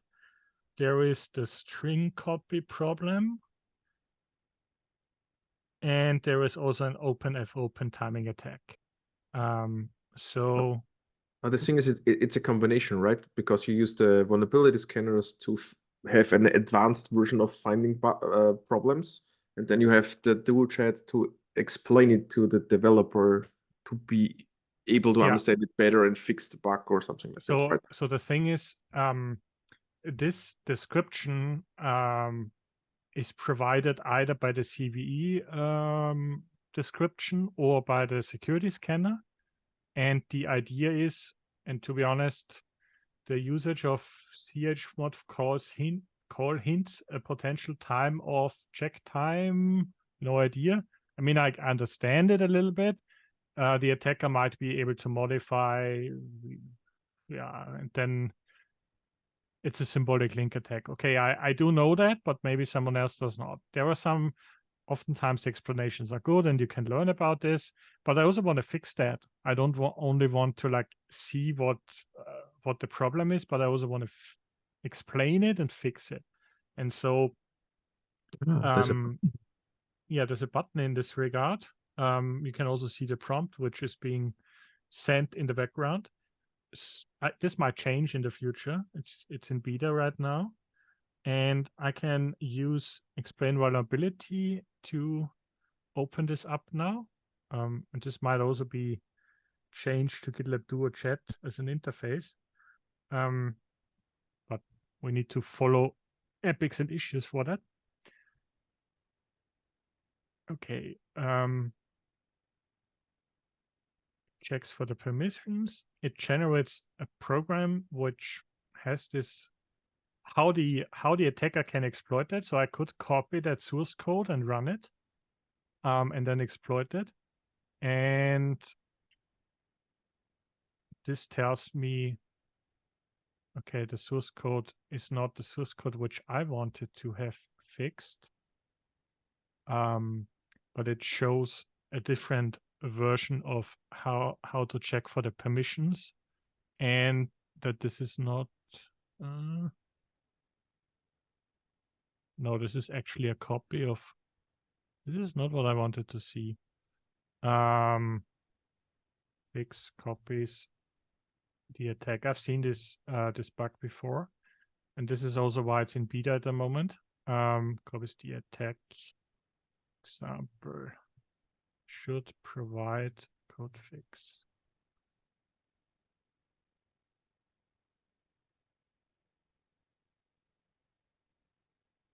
But we can try it again.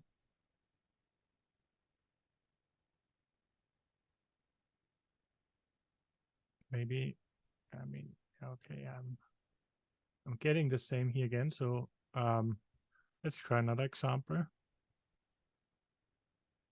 This is also critical. The string copy function doesn't try to limit or check buffer sizes.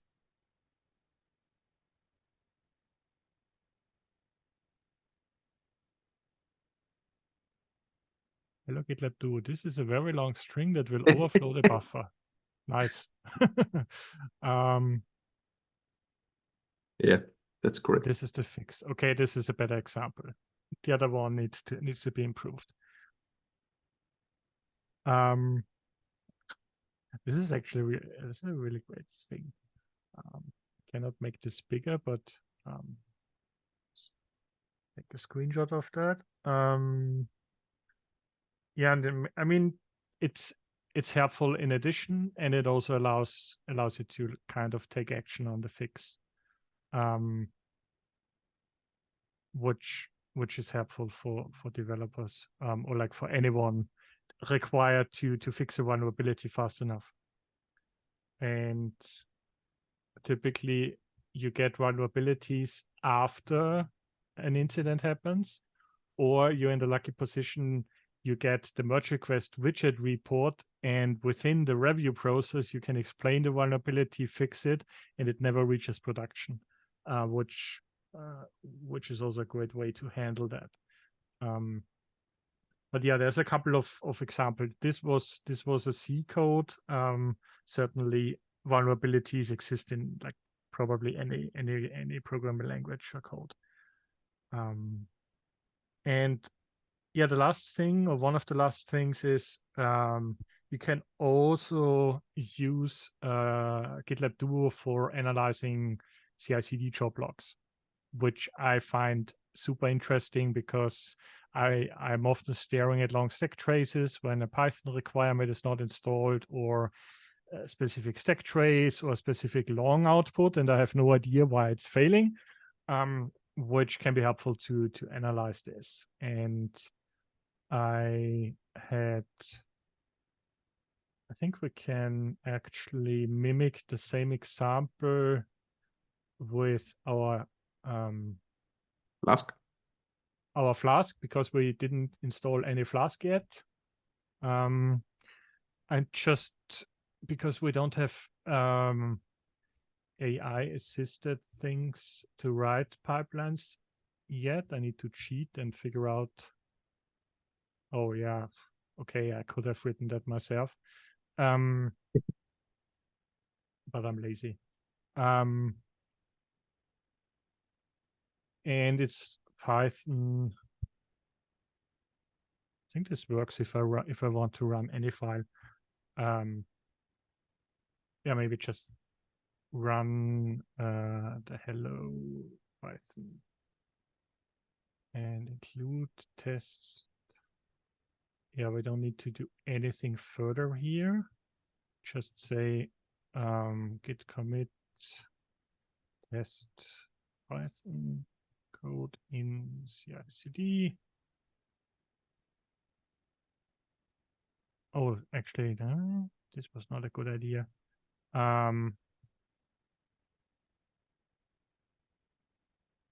Let's test a few more things. So I want to show you the merge request actually. Refactor.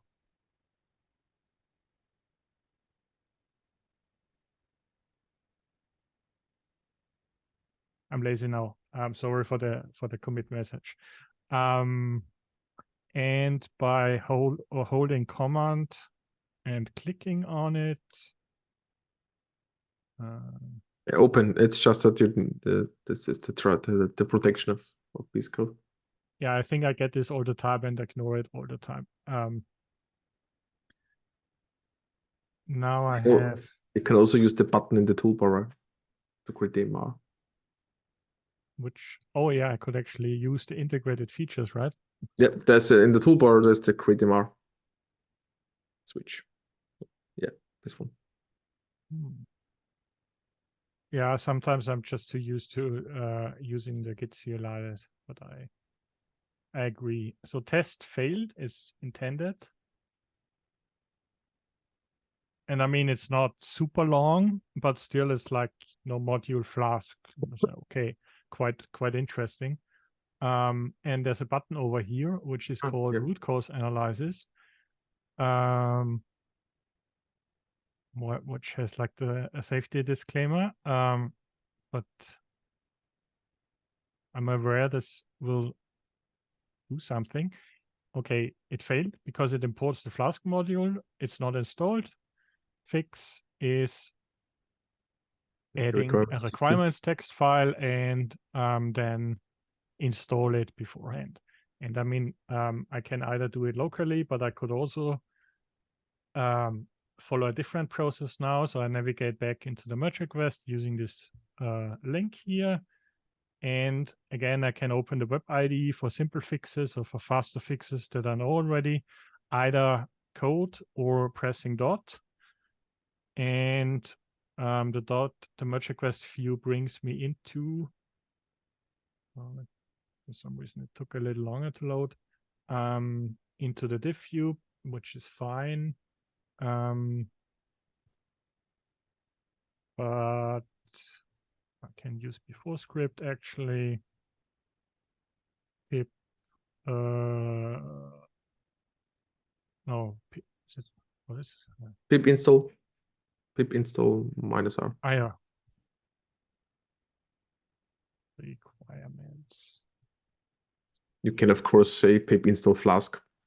Yeah, I actually stopped using that because then I have a local environment and then I need to remember what it's what is in there. And I also can, I mean, I always forget the syntax, but I can also pin specific versions of Flask. Yeah. To Of course, that. requirements ticks is the better, or the high project thing. And then we fix, thanks, still learning a lot. Fix the ICD requirements or something like that. And go back to the merge request. Minutes ago.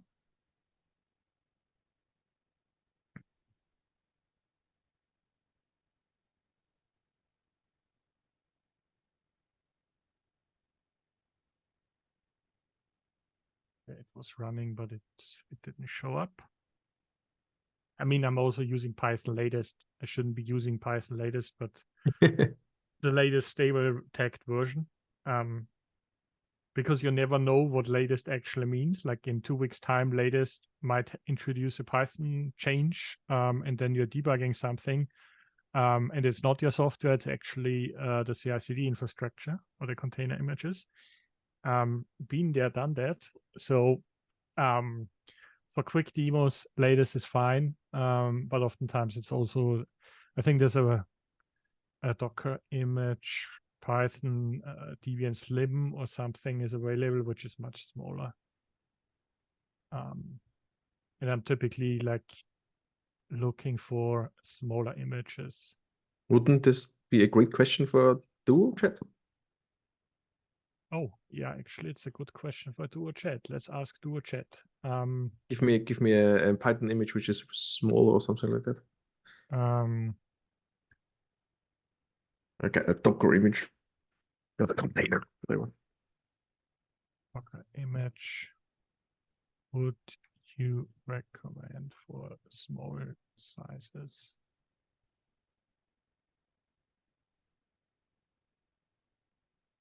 It would be interesting if it gets much more confused because there's a different context above, or if it just do it.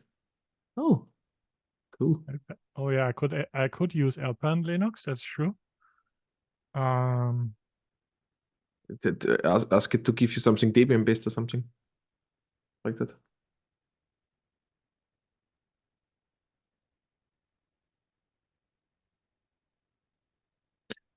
What I quite like about it, it references the sources sometimes. Yeah. The sources are often the GitLab documentation itself. So it's also trained on the context of giving answers what is available in the GitLab documentation. But there is potentially more. And on the left-hand side, I can see I made a mistake with running hello.py because it's a web server which never stops. And I cannot send Control-C now. I need to wait for the timeout. Debian Slim image. Okay.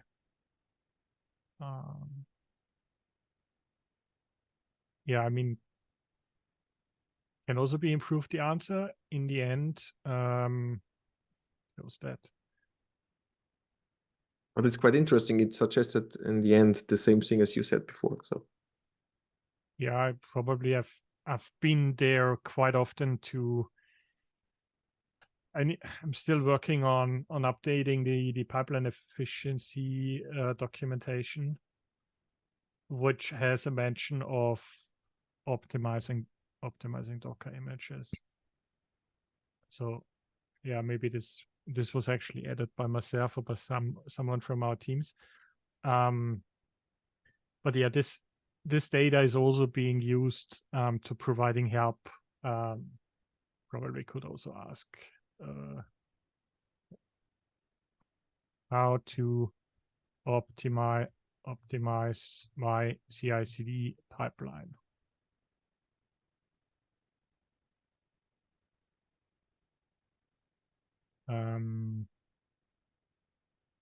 But yeah, I mean, if you have CI/CD pipelines that can grow over time or they're getting huge from the output, you can search the job log for errors, but oftentimes it's much more convenient to use GitLab Duo in the back for this. Root cause analysis is the feature.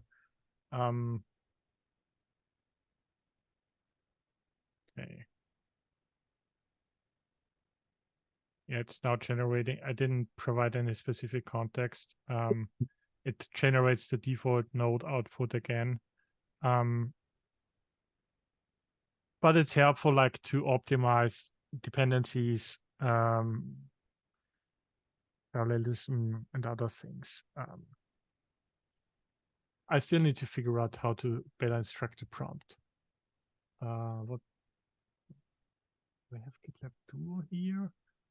Yeah, the code suggestions. I want to go back to the overview of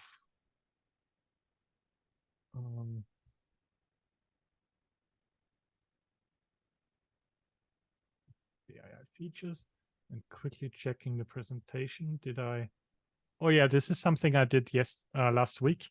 I wanted to create some murmur charts for issues and documenting specific workflows. This is also possible with GitLab Duo. We can look into generating charts another time. But I think this is really, really helpful. Other features that use AI assisted workflows, which we didn't touch today, was value stream forecasting. So when you're using value stream dashboards and measuring productivity or using DORA metrics for that, there's statistical forecasting available in GitLab Duo. Discussion summary. This is also something which is available, code review summary. So when there's a code review being conducted and there are a lot of comments in the code, you can actually let GitLab Duo summarize that. Everything links to the documentation and how to follow the workflows. We don't have time today, but we can follow up on that, and everyone watching this can also check out and test the specific features. Merge request template population, generate a description for the merge request based on the contents of the template. Could also be interesting creating a merge request, test generation, root cause analysis, issue description generation. I think there are quite a few valuable features. Most of them we tried now live. I think there's more to come with like GitLab Duo Chat. So GitLab Duo Chat blog. This was announced roughly a month ago in beta. And has even more examples attached to it. So let me add that here into the doc.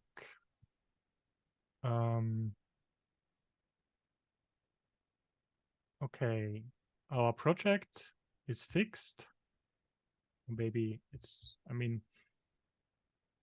the Flask web servers shouldn't be running in foreground, but generally speaking, I think it's yeah,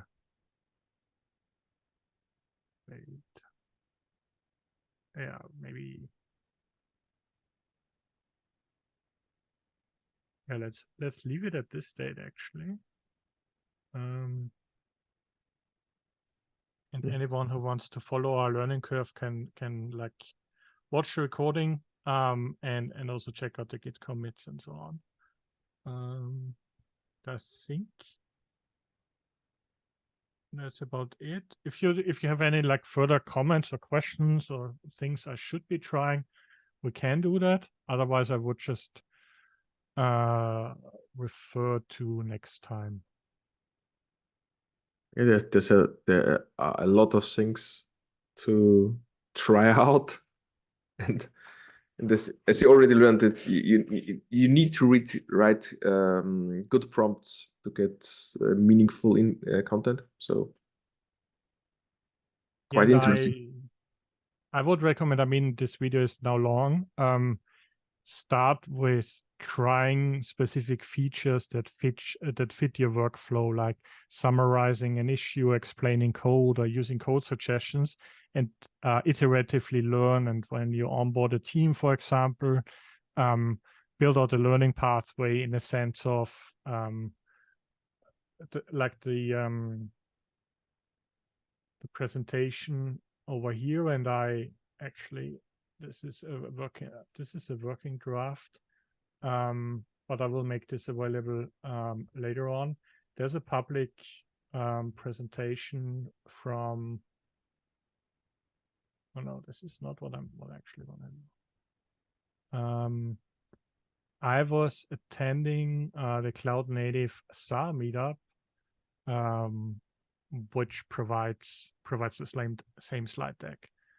So I think finding a way and looking at the DevSecOps lifecycle, and figuring out what could be helpful, start there with your journey and then adopt it. And if explaining vulnerabilities can be useful, go there. If writing code feels inefficient, use that. If review summaries or like the entire review to release process feels inefficient, use the possibilities to summarize that. And what's missing in that picture is like GitLab Duo Chat should be available across the lifecycle, so you can ask questions anytime. Which I think is also, you need to learn that, you need to train that, but you can also benefit tremendously from it, because as you can see, I have a lot of tabs open now, a lot of context switches, searching for things. If I have one interface and I don't need to leave the interface, just by like either using it in my IDE or in the in the GitLab UI, I think this helps to avoid context switches. I mean, can talk endlessly about all the features, but for now I would just like say thanks to Michael for joining me today. Hope everyone learned a lot. We will share all the resources in the video description, and we say happy holidays if you celebrate. And hopefully see each other again in January. Bye. Bye.